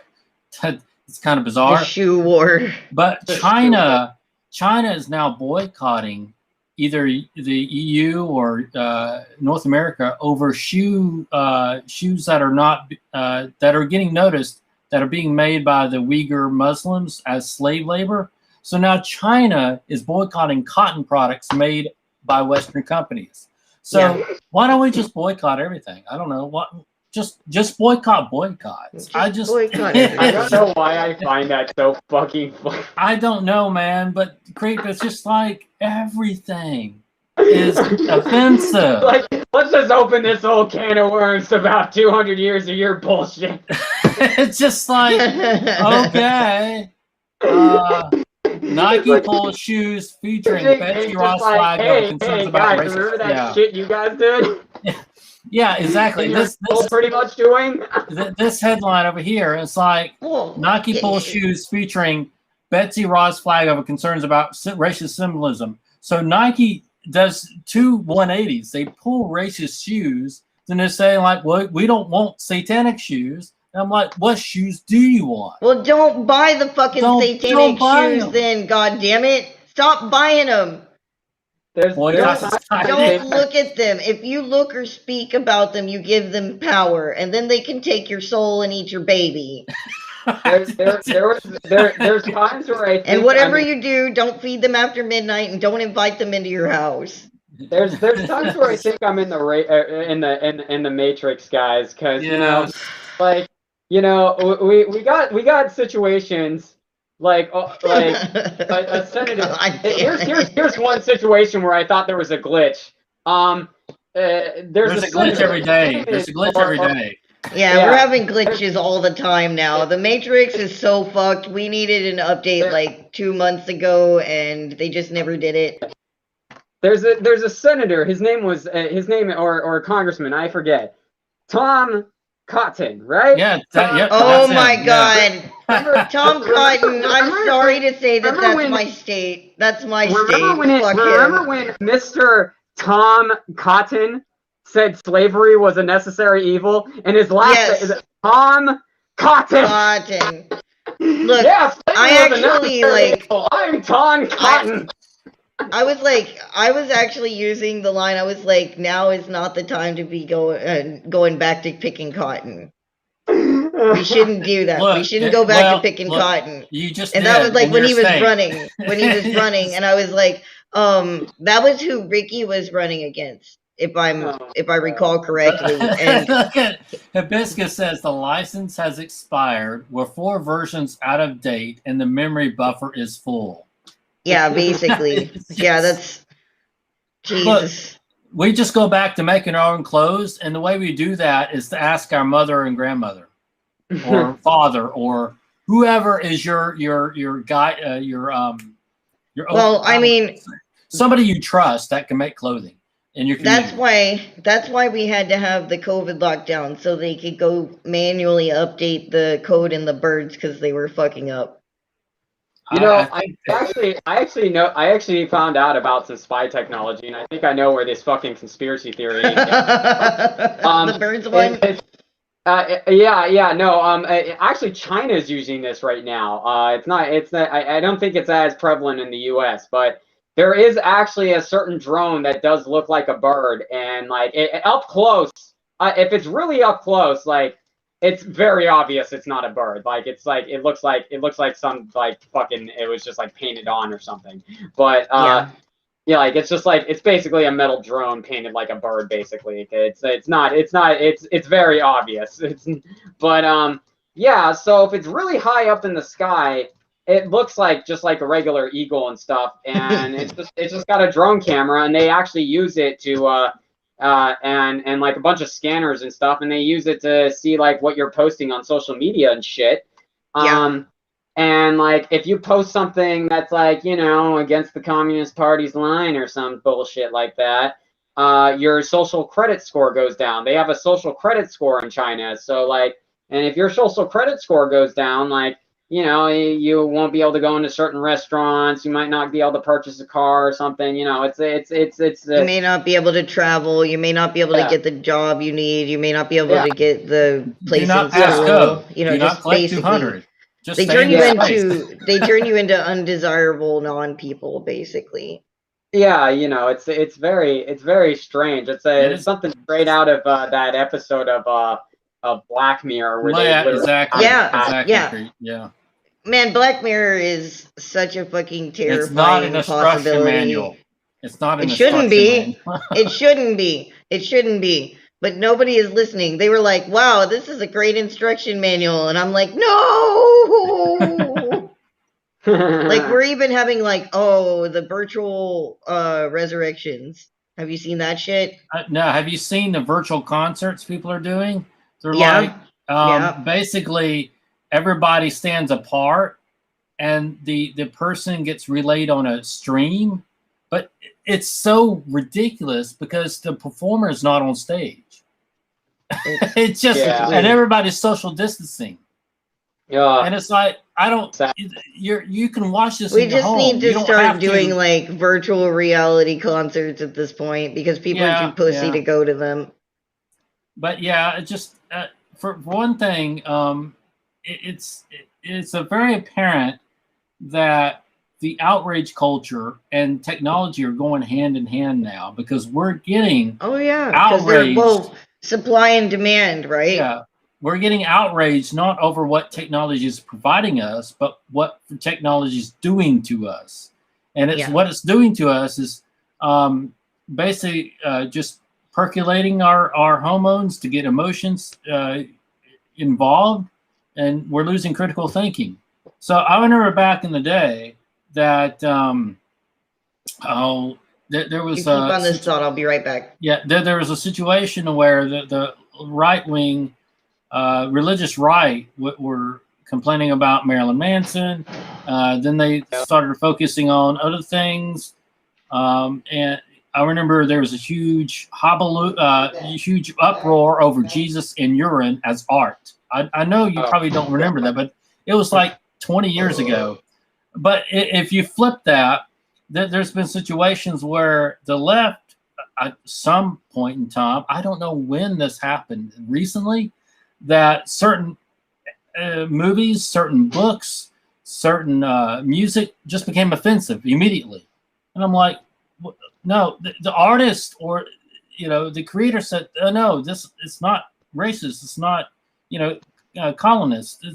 This is what it is. But it doesn't matter what the creator says this is. It's what the culture dictates it at the point it's being used or used against you. So it's just very frustrating to know that we've come full circle now. The right is complaining about devil shoes, and the left is complaining about this cartoon. Let me pull it here. I can't pull it up here, but it's a cartoon that they were complaining about here. What was it? It was Captain Underpants. Do you know what that is about? I have no fucking idea. I mean, I remember the Captain Underpants books, but I didn't know there was some issue with it. I would have to look into it. I vaguely remember hearing something about it, but it was just kind of one of those things that fell under the radar because a lot of these culture war issues just kind of they're really not my cup of tea. Like there are some things where like some there things, is but something that's like really fucking offensive and it needs to be called out, and like that's okay, I guess. But like, it's just, I don't know. Sometimes it gets a little, I it just mean, gets a little mind numbing. what Yeah. was like Captain Underpants is something Oh yeah, dealing yeah. with, is that SpongeBob, SquarePants No, it's SpongeBob? its own story. It's its own Yeah, no, it's story. like a book. It's like a series of children's books. Yeah, it's really stupid. I'm not even gonna try to pretend like it's not a really stupid show to begin with. It's kind of like on the same stupid level as SpongeBob, and I don't give a shit if I'm you a hate boomer me right now, because man. I think SpongeBob is stupid. But yeah, Just- this is what they're upset about. And I that two wongs don't make it right thing. That kind of fucking ekes me out. Like, why would you put that in there? The rest of it doesn't really seem all that horrible. I think it but was. I knew what it was, Mike. It was about two cavemen learning well, there kung were fu. kung fu. That's not what the show's about. Like, the show is about these kids that are like that write comics, and the comics are funny, and a lot of the stuff is from the comics and stuff like that. Kind of. That's what I think it's about. Like, look, I don't watch this show. This is a kids show. Yeah, it's like a. But Kid. So it's like we're upset on a kids show. well, yeah, but this is not the first. This is not the first kids show that we've been upset about. First off, yeah. but I mean, Looney Tunes was a kid's show, and there's some racist ass shit in that. I'll tell you what. well, yeah, and I mean, and from the other example, like people got flipped out about like Arthur when they did the gay stuff and everything like that. Like they're like, "Don't talk to my children about gayness and stuff." Oh God. I remember when this happened. Like they acted like there was like some sort of sex scene or some shit in Arthur. And the thing is, there was a gay wedding happening in Arthur, and it wasn't even like a big deal. They didn't make a big deal about the gayness or anything like that, really. They just didn't. And these fucking right winger, pearl clutching sycophants had a literal fucking cow that this show was even mentioning gayness in general, and I'm just my god. I don't understand. Shoe on Head did an excellent response to this whole situation, and if you didn't see it, I suggest you watch it because I basically agree with everything she said almost. Yeah, I disagree with her with a lot of other things though.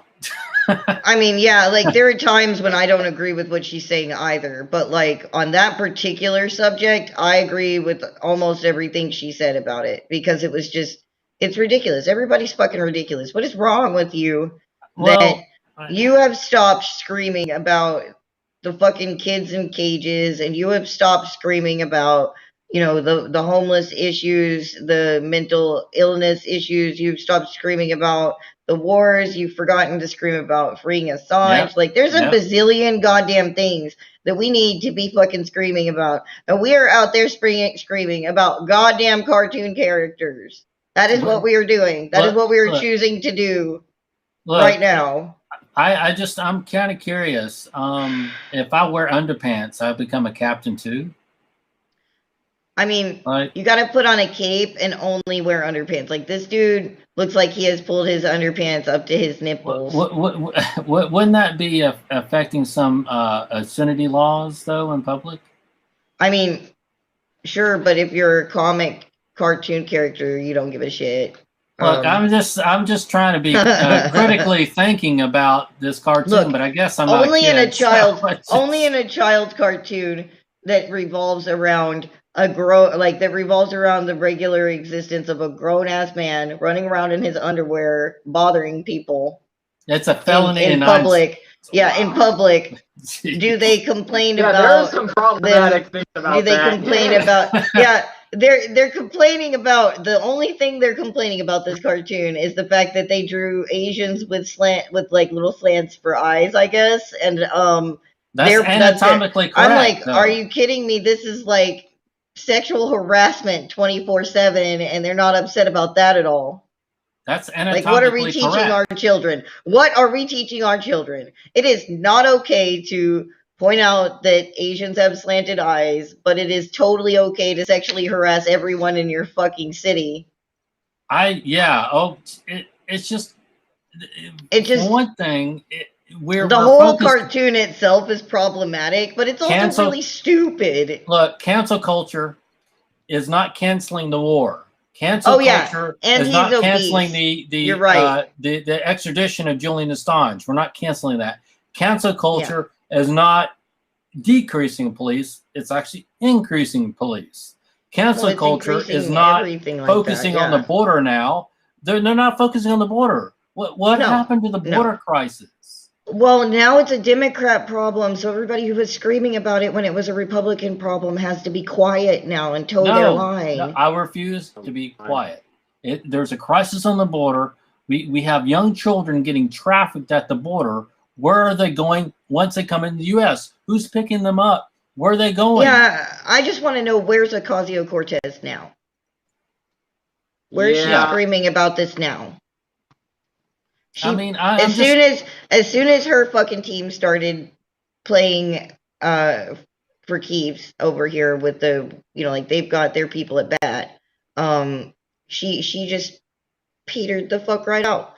And I thought she was supposed to be the one that was going to give the Democrat Party trouble. There's some progressives that I think Creek would love to know. The Convo Couch, Nico House, Kim Iverson. Do you watch Convo Couch? You should totally check it out. I do. I watch Convo Couch. And the Lady Fiorina or Fam or her. She's one of the hosts. She's an ANCOM, and you would gravitate toward her beautifully. But they did mention that AOC has not been as harsh in the Biden administration. Of the border crisis. It's definitely a fucking problem. I mean, she's kind of quieted down since Bernie got fucked over in the election and everything. I mean, she's quieted down since what? I guess 2 or 3 weeks after the Jan 6th event. Well, I mean, and technically she quieted down before that because she wasn't really doing anything in the weeks afterwards. She was just screaming about how she had almost died and crap like that. She wasn't doing anything. She was just trying to get the sympathy vote at that point. Well, and I mean, I get it. She was scared. That's okay. She was scared in the other building that they weren't actually in. She was scared way over there, where nobody was actually breaking in. I mean, she got caught is the problem. She got caught being in a building that let's just not focus on AOC. A politician got caught. Yeah, she got caught. A statist got caught. Someone in Congress got caught. And that's what one and thing. She's been quiet ever since then. You got quiet ever since. We got to hammer it here that no matter how you like some politicians' policies, they're going to become a statist eventually. Yeah, and so Rand Paul is one of Thomas Massey is another example. AOC and Bernie, they just eventually come to statism because what DC does. Massey says some great shit and does some great shit, but he is a statist. Rand Paul is a piece of shit, bootlicking cocksucker. I mean, I'm not going to take that back. He's a piece of shit. Like every time he does something good or says something good, he just would turn around and like dive straight for Trump's cock and like face first, arms out, everything. It was great and horrible, and I have nightmares from it. I'm gonna have fucking flashbacks to the speed at with which fucking Rand Paul chased Trump's cock around the political floor. Yeah, it's fucking horrible. They all do. You can't get into the swamp without paying your fucking dues. Post-Trump stress syndrome. That's a word mouthful there.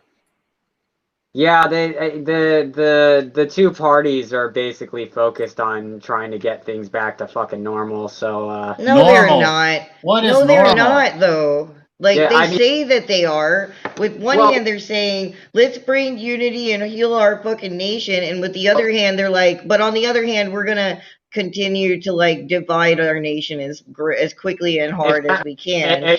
Exactly. Back to normal, Mike.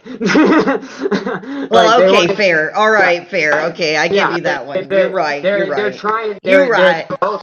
Both parties are trying to bring things back to normal because Donald Trump Bukake Cruz. yeah. The Trump. I mean, the most of the fucking politicians in the Democratic Party and the Republican Party probably agreed with everything he was fucking saying. He was just being too fucking loud about it. And Trump Bukake Cruz. God damn it. And so yeah, they got Trump. I'm sorry, I don't want to interrupt you. You keep saying that, and I'll hit it. I'll hit this in a second. I'm sorry, I was having a fucking moment. Yeah, my bad. You do ever that.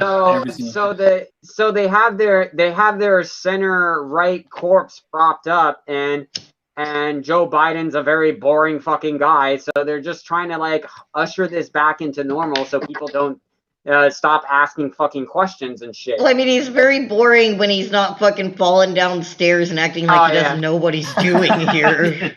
That's actually kind of amusing. Like I'm half amused and half angry because I'm like, isn't someone going to help that old man? Like they are literally taking advantage of somebody at this point. Like I feel that the Democratic base wanted the next FDR, but they got Gerald Ford. That's basically what happened. Yeah, this is senior abuse at this point. Like I think what they're doing to him is senior abuse, and then they're going to end up. Well, and there's a really strong chance, and I'm not going to take this back, and I'm not going to fucking even pretend that I have to put on a tinfoil hat to fucking say it. They are likely to kill him. I wouldn't say that. I especially since I don't think he's even going to run for a second term. I don't like. He even said he's not going to run for a second term. He got into the game to just fucking because he saw that Trump was about to blow the whole fucking thing because he was just. So now he's gonna blow the whole fucking thing. So he's just doing his last 4 years as a politician, so he can just like because he probably genuinely believes in the American fucking thing, and he just wants it all to go back to normal. But like, despite I mean, if he genuinely believed in what he did, then why does he hide from the American people? Why did he take so long to have a fucking presser? Why did he need to? During the presser be told that it was time for the press to leave now. Like, all of that was really weird. Like, all of this is very strange. I don't fucking like what they're doing with him. Like, I don't feel like he even realizes what's going on at this point. And I can't be convinced otherwise because he fuck the Sleepy Joe thing and all that, but he does genuinely look like he is lost sometimes. Like, he doesn't know what's going on. He looks like, remember that image of George Bush Jr. on the day of 9/11 when they had just told him what happened and he just had that fucking look on his face?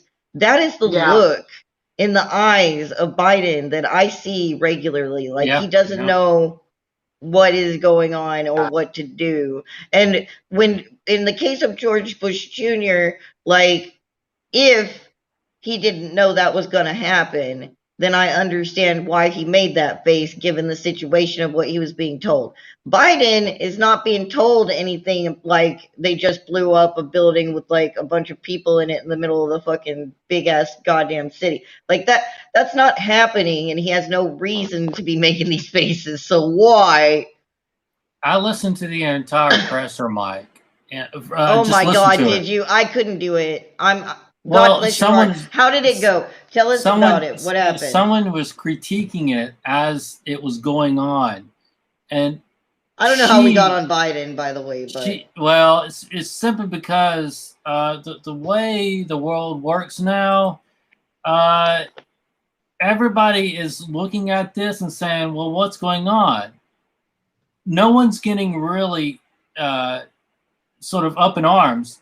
The White House doesn't call it the Biden administration. They call it the Biden-Harris administration. Harris is not involved in some of the foreign policy issues. Blinken, I think the Secretary of State or something like that, doesn't know what he's doing. I have never heard them do that, by the way. That is so bizarre. Call it that. I've never heard Yeah. them call it that before in any case. Like, I don't remember a time that was ever a thing. And to go forth with the Pete, Mayor Pete, is producing rhetoric that will make Old booty judge. Yeah, he's just saying, well, we'll just tax everybody going a certain mileage.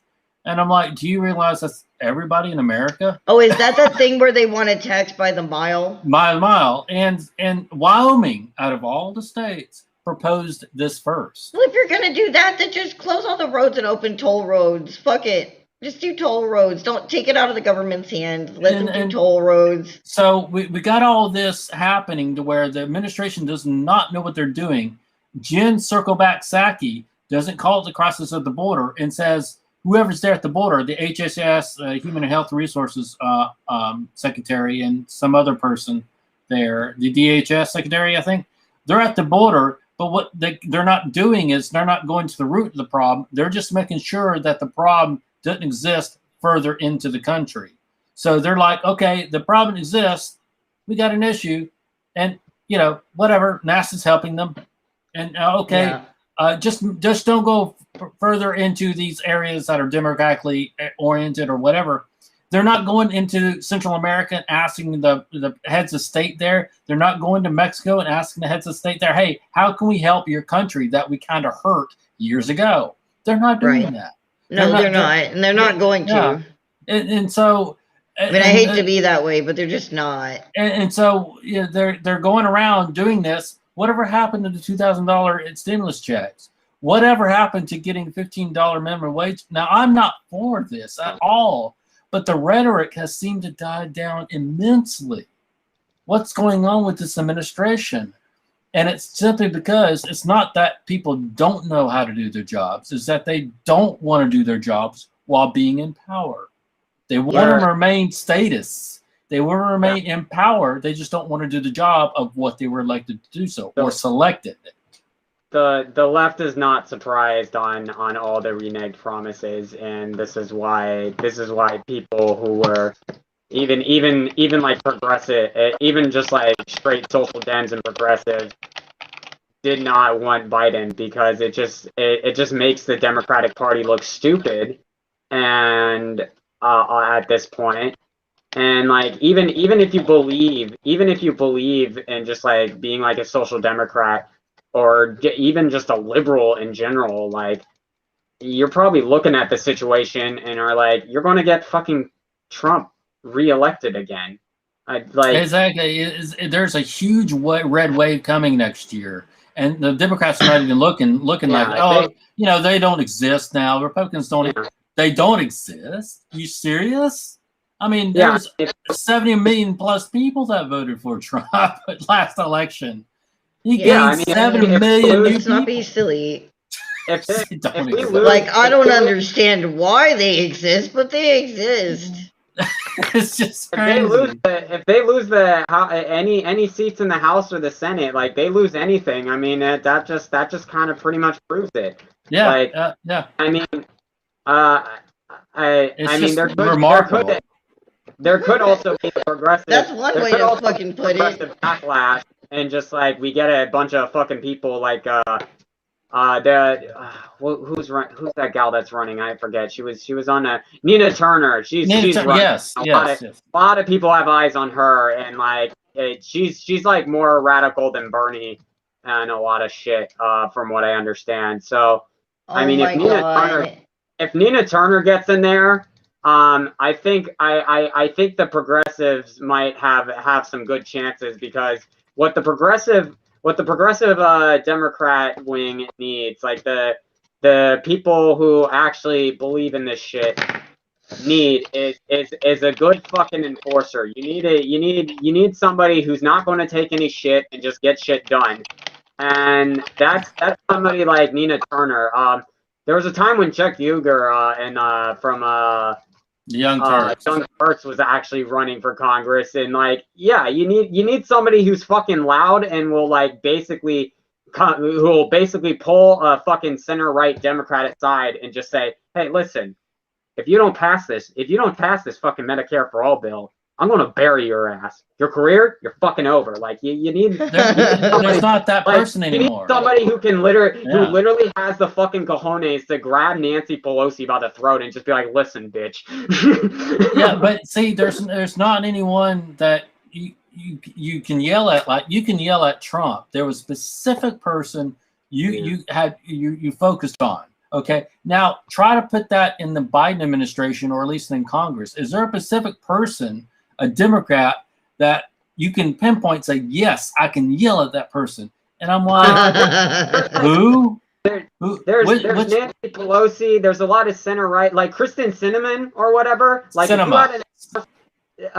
Cinema or whatever. That gal. If you had somebody like Chuck Yeager or fucking or Nina Turner in the House at the time, or the Senate, they could have easily gotten her cornered and just said, listen, you're going to vote for this $15 or you're fucked. But see, they didn't do that as what they sort of made fun of how she voted, but they didn't sort of back up their sort of mocking her with hey, we're going to primary you.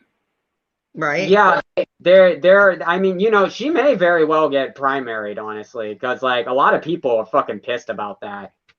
So I mean, she could very well get primaried, and it's like, yeah, the way she voted, she did the little like, just like what's like fuck the working class, like fuck the poor. Yeah, I'm so trendy, guys. Like fucking yeah, no, she could very well get buried in a primary, and if she does, I mean, that would be great, because that would be a great lesson for all those center Democrats. They gotta appear like they give a shit, or they're not gonna get very far. Because I mean, I definitely think there's a wave. There's going to be a wave of a more progressive FDR style type of politics coming, a kind of renaissance of it, I guess I would say. Because honestly, a lot of people in the Democratic Party are just fed up with this shit. They're done. Like Bernie getting fucked over twice, and then just seeing a lot of these Democrats go back on their words, and just like indie media kind of making making waves. It's going to happen eventually, and I mean. And a lot of these people are dying and retiring too. Like fucking, I think Nancy Pelosi isn't going to be House Speaker after this term. Like I think she did mention that she was not seeking it, or at least had some mentioning of not returning after this term. Now, whether or not she reneges on that, who knows? Because everyone should move to Alabama. We just kind of exist and watch the other states do dumb shit. Well, asterisk that, please, because I live in Alabama. Dude, you misspelled everyone should move to Arkansas and become like part of Arkansas, Mike's badass friend Tennessee, group. Indiana. We can go forth. Move to the South and network with us. We'll do brunch and shit. I don't give a shit. I'll make cappuccino for everybody. Or just carve out San Diego and move San Diego to the South. I can now do the fancy milk shit. So I mean, I'll make nice coffees for everybody. Thank you. I don't want that. I'm sort of black coffee for me only. Well, I'll make you a black coffee then, but everybody else gets fancy coffee. I agree. Kay Ivey is really getting on my nerves. Now, she said something earlier today or yesterday that was really positive, but it's like, madam, you kind of trampled over the Constitution already. It's not like this is helping your cause. We kind of know what you're doing. So, I am under the opinion that the governor's race for Alabama next term is wide open. It's wide open. So who knows who's going to run? I mean, I've got a lot of people running for several districts that I'm not a part of, but there's a lot of talk. But yeah, I would say, especially where I'm from, as long as you don't talk about politics, you can have a wonderful time. Apparently, politics is almost like college football. Either Democrat or Republican, Alabama and Auburn. And I'm like, dude, I kind of like the middle of where I'm at. And there's a local team. a college football team here in the city. You need to root for your local economy or your local politics. And so, What's you know, this? New York has some of the most locally sourced and organic products in the nation. Well, that may be so, but I'm still not going to cheer for any Yankee states. I'm still not cheering for any of them there Yankee states. I ain't doing it. I ain't doing it. Yes. Element, I feel you. I got you. I got your back. I live in the Metro Birmingham area, born and raised in Alabama. No, I'm just kidding. I love all my Yankee friends. They're weird, but I still love them. I am trying to get people here to relax on social distancing and mask wearing, but they're so scared that what they've done, and this goes across what they've done. What did they do? The corporations here are sort of encouraging not only mask use, but vaccination use. So now people in the state are like, well, we got to get vaccination. I'm like, well, don't you know that New York State is providing a path for vaccination passports, digital tracking of where you go, what you do, what you can be in. Do you really want that to come out of Alabama? And then they kind of change their mind. There's a lot of people that understand what's going on in New York State because they're like, no, I don't want to hear it. I'm like, you need to, because you don't want that to come into your state. You need to protect your individuality, your freedoms, individuality. You're such a Southerner. Individuality. Look, that is how I talk, and I'm not going to apologize. I'm a Southerner too. I'm not. I'm enamored. God damn it! Let me be. You let me be. Look. There's I switched down 2 topics, but it's like I kind of bridged my comment into the next topic. I did that on purpose too. Yeah. Do you see what I switched the 2 topics. I switched them up because I wanted to ease into the next topic. I'm in the Auburn, Opelika area, and it is the exact issue. States like this who don't talk politics have that issue. Masks have been lax here, continue to show. And, hey, no, you're good. I have not been to Opelika or Auburn in a very long time. I would like to visit there, but if I go that far south, I'm just going to go right to Dothan and then just go to the beach. That's what I would like to do. And if I'm going to Auburn, I'm going to the beach. And it's okay to interrupt now. Like, we've actually hit every topic that we fully intended to hit, and we have a couple of extras on the ass end there that we can do if we want to. But like at this point, doing a little back and forth and Q&A is totally okay. I sort of am under the impression that masks, vaccinations, and social distancing are real. And I agree. If you so choose to want them, then that is your choice. I'm not an anti-vaxxer. I'm not an anti-masker. What I am is having the state, either the state, the county, or city, telling you, the individual, you have to wear this mask. You have to get a vaccination. That's basically how I am on it too. Like, I'm not gonna fucking attack people or like verbally or anything for going and getting their vaccinations or for wearing their masks or whatever. I just want them to fucking leave me alone and other people alone who choose not to. And like, to be honest, I've never been suspicious of a vaccination like this one, and it doesn't have anything to do with the crazy fucking conspiracy theories. I don't have any time for that shit. It's just the way they're doing it and how everything's going with it and everything, and what they're using it for. Yeah. Like, also, I mean, if I have not formed some fucking antibodies now, by now, with everything that I have fucking done since this pandemic started, I'm just gonna die.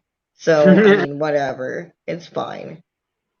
Like, I mean, tell me that doesn't make sense, because, like, I have literally wallowed in human beings since the beginning of the fucking pandemic. And I have done public transportation. I have gone on long distance public transportation where you're basically like in a tube with other humans. Like, I have done so many things that you are not supposed to do during the pandemic. If I have not picked up some fucking antibodies by now, by just being exposed, and I mean, I'd have to be I'd have, if I did end up getting it while I was out there, I would have to, one, be completely like symptomless, and Yeah, two, not have given it to any of the other people that I fucking basically wallowed all over too, because nobody around me has gotten it. Nobody physically around me has gotten it. So I just don't think it's likely, unless I'm also surrounded by everybody who's asymptomatic, in which case we would never fucking know. Yeah, exactly. But like, if I don't have the fucking antibodies by now, formed by like, you know, how that fucking works. Just the two comments there. I'm trying to put them back to back. It's like gunslinging and glory holes. That just, I don't know why, but now I've got that image in my head. So thank you. I am now going to lie down and question my life. Just I'm that guy who open carries a 6-shooter and wears a I love that. It's like, okay, cool, mask. Look, you just gave me a second reason to wear a mask. The first reason, and I told this to her name is Truth or Talk on YouTube, and she like doesn't want people to wear a mask, otherwise you won't get any pee. And I'm like, well, madam, the reason why I wear a mask is because we're in a surveillance state, and I want to reduce my availability of being surveilled by the state. But no, she doesn't want you to wear a mask because you won't get a little pee-pee. And I'm like, dude. Oh my God. Dude, just nah. Look, you want some truth, my dear? The truth is, when you don't wear a mask, people have a profile on you now. Do you not think about that? But whatever. Well, I mean, to be honest, I don't think there's anything I can do to not have a profile at this point. So I just do whatever the fuck I feel like at the time. Yeah, I'm almost. I had I've almost considered just being like, you know what, these masks. It's strangely freeing. Yeah, I was just like, you know, these masks kind of look kind of cool. I could fucking decorate them a bit, just wear a mask and just say, hey, you know what? I'm health conscious. We never know when the next pandemic. Yeah, health conscious. Now. That is so bizarre. I mean, previous to all this pandemic shit, I used to wear masks all the time because I liked them and I wanted people to wear masks. But like, I don't want to participate in this shit by like encouraging people to do what the government tells them to. And I really think that people are overdoing it. And so I kind of just walk around not wearing a mask if I don't fucking feel like it. Before, I only wore a mask if I was going to places, like I'll wear them at protests and shit like that. For the good it does me. I'm like the shortest motherfucker with a blue mohawk in Arkansas. I mean, like, but no, I mean, I'll cover up I'll put on a hat and like fucking wear a mask and shit like that. I don't give a shit if it's like pertinent to what I'm doing, or if I feel like it's fashionable, I will wear one. But like, if I don't want to fucking wear one, I'm not gonna fucking do it. And I think that everyone shouldn't, and we should leave each other alone. I mean, everyone shouldn't if they don't want to, and we should leave each other alone. Exactly. Like, I'm totally cool with like social distancing, because I really don't want anybody random walking 6 feet up on me anyways. Like, take 8, 10. I don't give a shit. Stay over there. We can talk about the weather from here. Like, I'll talk to anybody, but I don't really need people that I don't know getting close to me. I don't like that to begin with. So, like, fuck it. The only time I think that kind of thing is acceptable is if you're on, like, a fucking dance floor, or, like, maybe you're in a swimming pool, like a public swimming pool, or, you know, like places where people touch each other. Yep, I agree with what Element and Hibiscus are saying.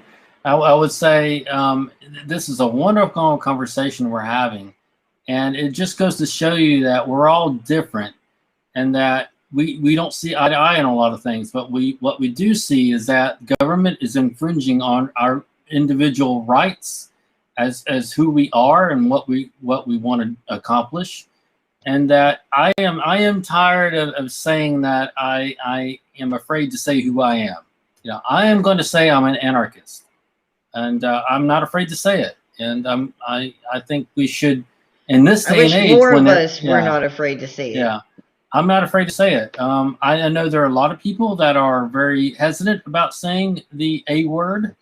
Apparently, it's going to be banned at some point.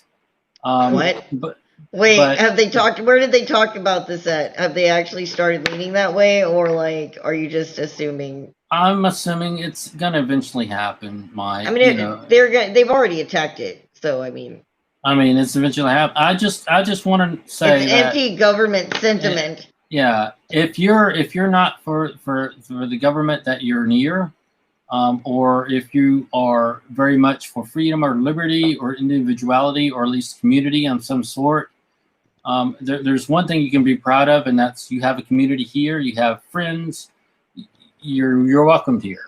And Yeah. the statists don't want that. They want us divided. They want to conquer us to the point to where we're fighting against each other and not focusing on the real issues that are happening in society today.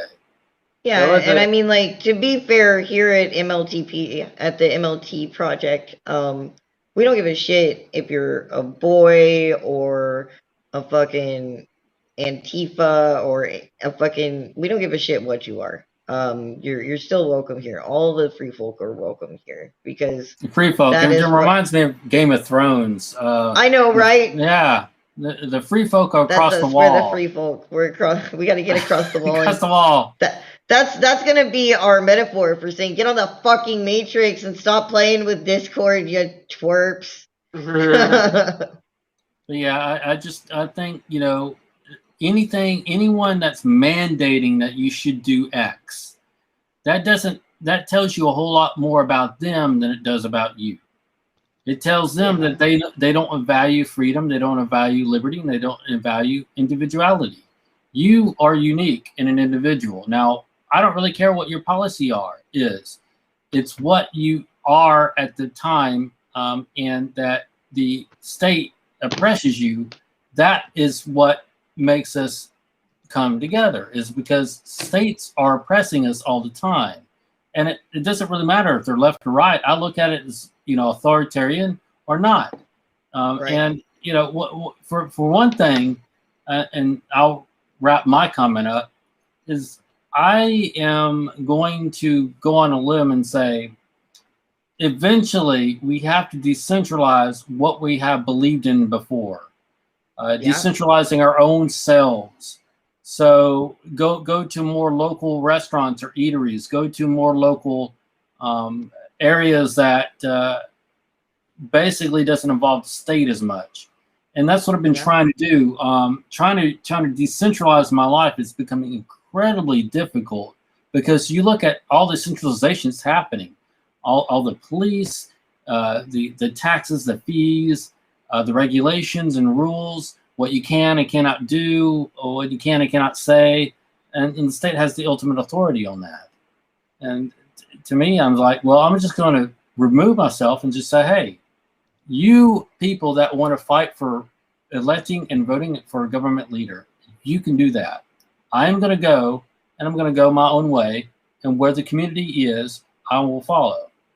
I am not necessarily going to hoping, there's some Democrats and Republicans and independents are hoping for a better Republican Party or a better Democratic Party.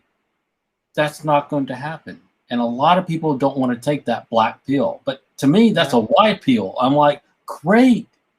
You don't have to vote in this system. You don't have to be part of the authoritarians that tell you what to do. If we were all to take a fucking moment and just say no to all this shit, there would literally be not anything they could do short of killing us all in front of the nation, because there's no way that people could ignore that. We're not few. We're scattered at times, but we're not few. And I mean, like, a lot of the free folk, they're very weird about their privacy, and they don't like, so like there's more of us than we could ever imagine out there. And that's scary to them. Yep, and that's why they group everyone. The more we say it while we walk the walk of what we are, and use that to shatter the narrative of what they think they want people to think we are. We are a weapon just by existing. Yeah, exactly. Be proud of who you are. I am proud of everyone in the chat and on the stream. It's not something I take lightly.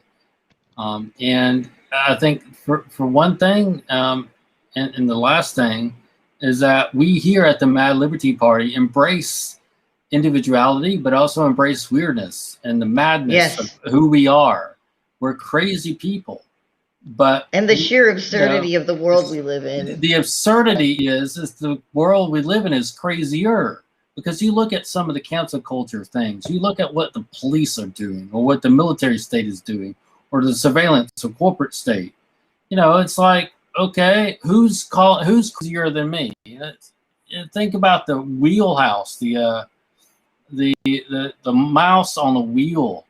I'm thinking that like that. It's like these politicians don't realize that you can't become, you know, sane by going in this wheel and going around and around doing the same thing over and over again, expecting different results. Be ungovernable. Yeah. Sorry, I took a little too long for that, but I just, you know, for me, I watched a podcast with Disenthrall, and I think he was talking with which one? It was about.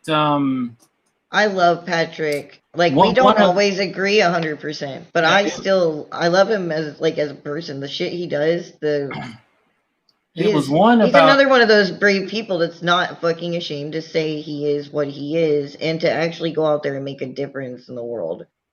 It was about if you're not following Disenthrall, you should be, and he's on all the weird platforms too. Yeah. What is his website called? Hold on, let me look it up real quick. Yeah, you need to look it up. But basically, he and his co-host, I forgot his name, were talking about whether they should call themselves anarchists. And said, and Hotep Jesus mentioned this too in a previous podcast. And basically, the marketing of Democrats and Republicans, Libertarians and Greens have failed. You should say, pick up the pieces and say, well, I'm going to call myself an anarchist. You don't like that, that's your problem, not mine.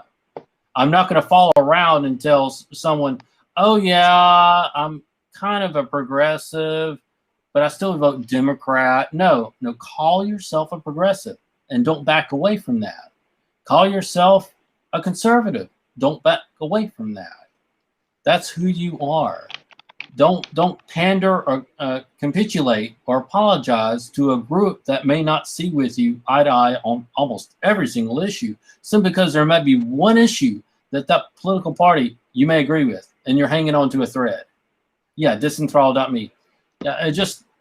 I really love the captions. I like how they just slide in. Yeah, it's pretty cool. But yeah, that's all I'm gonna say is that be proud of being an anarchist. It's not a bad, dirty word. There are some bad players in the movement that think they're anarchists, but they're LARPing. They're just pretending to be anarchists. Anarchists basically have rules. They just don't want rulers. Well, I mean, like, anarchists unironically say I'm like the Joker. Yeah, it's just like, you know, they understand there's natural hierarchies, but they don't want corporate or government or forced hierarchies. That right there, it presents centralization or worse, statism. You know, and for anarchism to work properly, you basically have an underlying understanding that you have rules. I don't hurt you, you don't hurt me. Boom. And then we can transact a peaceful transaction, whatever it be, volunteering, community building, I don't know, whatever, to be anything. Getting ponies from a Libertarian Party, who knows? But it's just something that's something that I've been afraid to say this year, that I'm an anarchist, and I'm not afraid anymore, and I don't think you should be either. Welcome to the light, my digitized friend. There you go. Bring sunglasses. It's way too fucking bright out here, and they have fucking surveillance. No, seriously, like, walking openly as an anarchist and living openly as an anarchist and being a living example and embodiment of that as you perceive it, it paints broader strokes of the big picture that they can't deny. Like, too many people will have interacted with an anarchist out there. It is a literal act of warfare now to be and act as an anarchist. Like, flat out, you can do just that much and be doing something to help defeat the narrative, which is a huge problem. Because just seeing us out there, like J17 was amazing.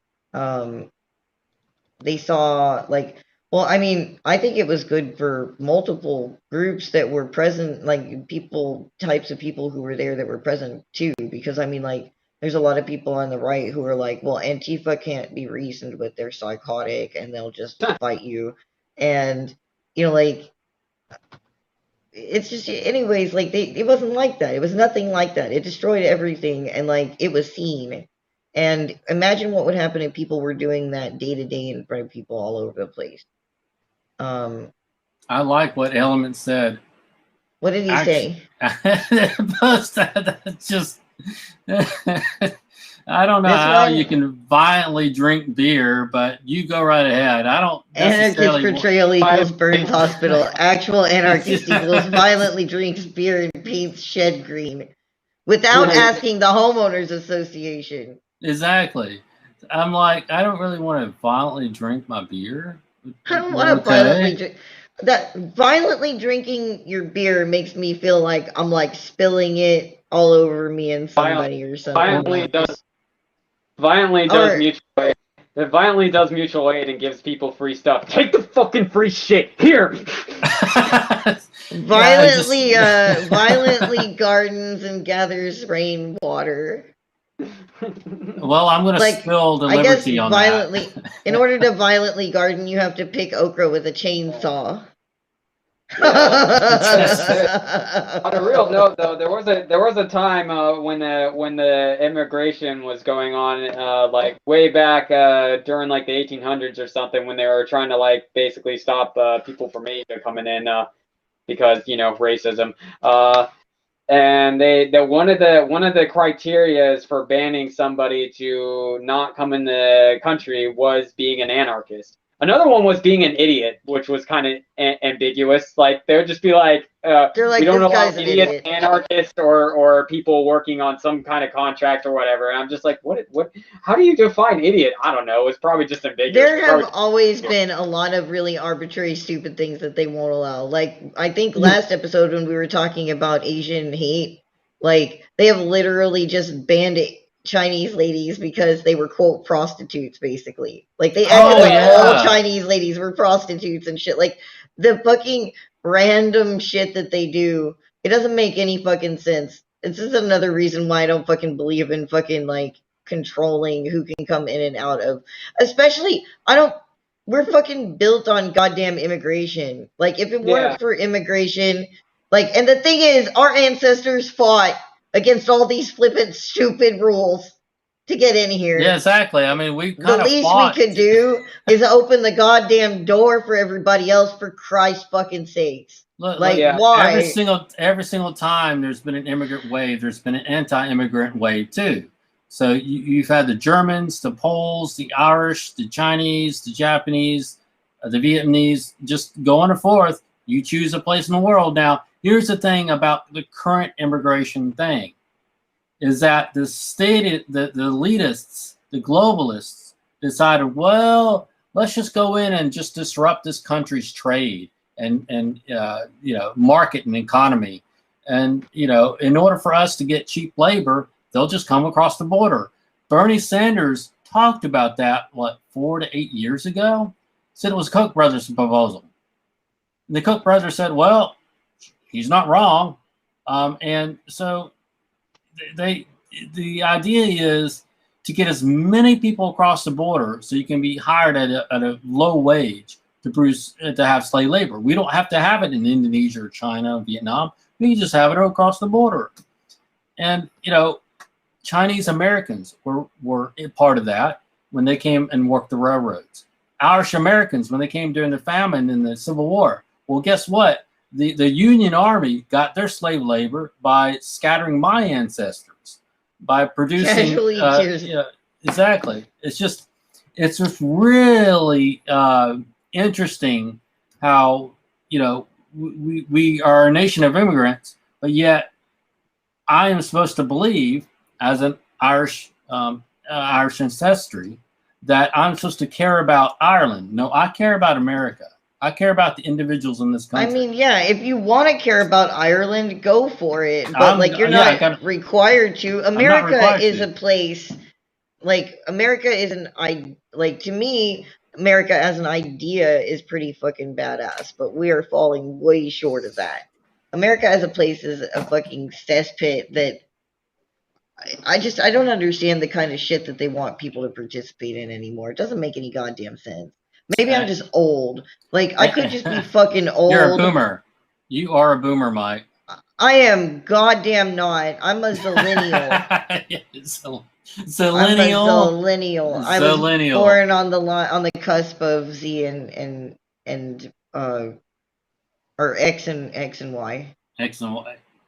Well, yeah. Okay, whatever. You're born on the cusp of 2 generations. How about that? Yes, I'm a zillennial. You know, you're a 2-gener. A min-Xer. I'm a min-Xer. He's not a min-Xer. It's a min-Xer. That sounds like some sort of weird party now. No, that's what they would call. You know, you're not a millennial. You got to have the X in there. So anything is an X in the word. So like, funny thing, he's like casually tills garden in tier 3, and like that reminded me of the fact that like when I was living in the city, I was like gardening and trying to do some like urban shit, and it was fucking hard because urban gardening sucks. But like I was like working on stuff, and I fucking in the middle of the night on the edge of the ghetto in the dark dug my fucking like in-ground compost holes, and like I'm so surprised nobody fucking called the police on me, because it's like 3 to 4 in the morning, and I'm like out there just humming along with my fucking whatever the fuck I'm listening to in my earbuds, digging in the dark in the middle of this fucking on the edge of this alley. It was fucking I'm really good at like doing really conspicuously weird shit in the night for some reason. Yeah, no matter where I am, I'm sure my neighbors just absolutely love me. I don't know how people do community gardens in like an urban area. Like, Detroit. Well, I mean, I got stuff to work. Like, I had an excellent fucking excellent luck with the potatoes and the kale and the herbs, and the fucking tomatoes were wild. But I did hanging tomatoes. Like, I had these hanging I had hanging pots and shit, so they just like, and I put like cages around it, and they just kind of grew down from that. And I did like a few different kinds of tomatoes, which was cool. And I could never get the spinach to really fucking do shit. Like, I was having a real hard time with that. But I had kale for fucking days. Nice. Like, just kale everywhere. There's just fucking kale. That stuff is hardy as fuck. So like, if you can't grow things because you suck at taking care of plants, grow some fucking kale in a window planter. Just do that. That'll work, because it'll pretty much take care of itself. I'm definitely not a good plant person. With gardening, like I try to water the plants just right in the fucking office, and they always die within like a couple months. I'm just like, I'm better at it than that, but like I just had a hard time with it, because like I'm not used to gardening in the city. I'm used to gardening with a lot of space. So I was doing a lot of learning. Lots of learning. There were some mistakes made. There were some random, like I just randomly tried shit without knowing if it would work. And like some of it worked and some of it didn't, you know. It was cool. Yeah, I just gotta watch some YouTube videos and like just learn. There's information out there. I just gotta go. I'm gonna organize a bunch of my gardener buddies, and we're gonna do an episode about gardening and shit like that. So like, you might be interested in that later when it does happen. Sounds interesting. Might stop by. Might. Yeah, I think it'll But be yeah, fun. let's see. It looks like we're probably Oh, hitting the and 3 hour mark yeah, right about we're now. hitting the 2.5 hour mark. So I'm gonna Yeah. and we hit all of our topics except for the one on the side. So we're doing good. I wanted to let you guys know that we didn't do. If you were looking for the property episode, we did not do it this weekend. We are rescheduling it for next Sunday. So if you're interested in getting involved in that, please let us know. Do you think you're gonna make it, Creep? I'll let I you would guys know. really like you to be there for the property thing if you can, Yeah. but I mean, if it can't be helped, it can't be helped, right? Yeah, I'll let you know. I mean, it depends if I have to what pops off or anything. I don't know if the But person who's gonna be presenting the mutualist angle is gonna make it or not. So if yeah, you are a mutualist angle, hit me up and I'll keep you in the wings. for sure. Um, But yeah, we're gonna be looking forward to doing that. I do not have an episode scheduled tomorrow. I may go over and co-host with the Pirates. I think maybe it would be a good change of pace for an evening. Um, if I do that, I'll link it. It's gonna be wonderful. You watch me squirm with the conspiracy stuff. They're That'll be nice people, interesting. and I really like what they do. Sometimes I just don't go as far down the rabbit hole as them, I guess. But sometimes, I mean, not. I agree with them on a bunch of stuff. Just not the Trump part. Like some of them are still stuck on Trump, and I'm just like, Why? no, Just no. why? But I think it's neat. And then on Wednesday, I'll be doing the Hatters Weekly update, which will we have some updates on the sailing boog mission, quote unquote, or whatever we want to call it, and we have some updates on various other things that we're doing and stuff. So that'll be interesting, and hopefully I'll be able to hit on the Kentucky issue, the Kentucky scandal, and see what's going to happen from there on Wednesday. I'm trying to think about getting somebody on for Friday. I'm kind of you guys won't be seeing as many Thursday episodes for a little while. I'm going to be Thirsty. doing more Friday episodes. No more Thirsty Thursdays, just Spicy Fridays. But I hope that you guys, the naturalist, capitalist, hey, send me that in my messages somewhere so that I Yes, don't forget it. I've been trying to I have deeply Mike do that. appreciate I deeply appreciate the suggestions and stuff like that.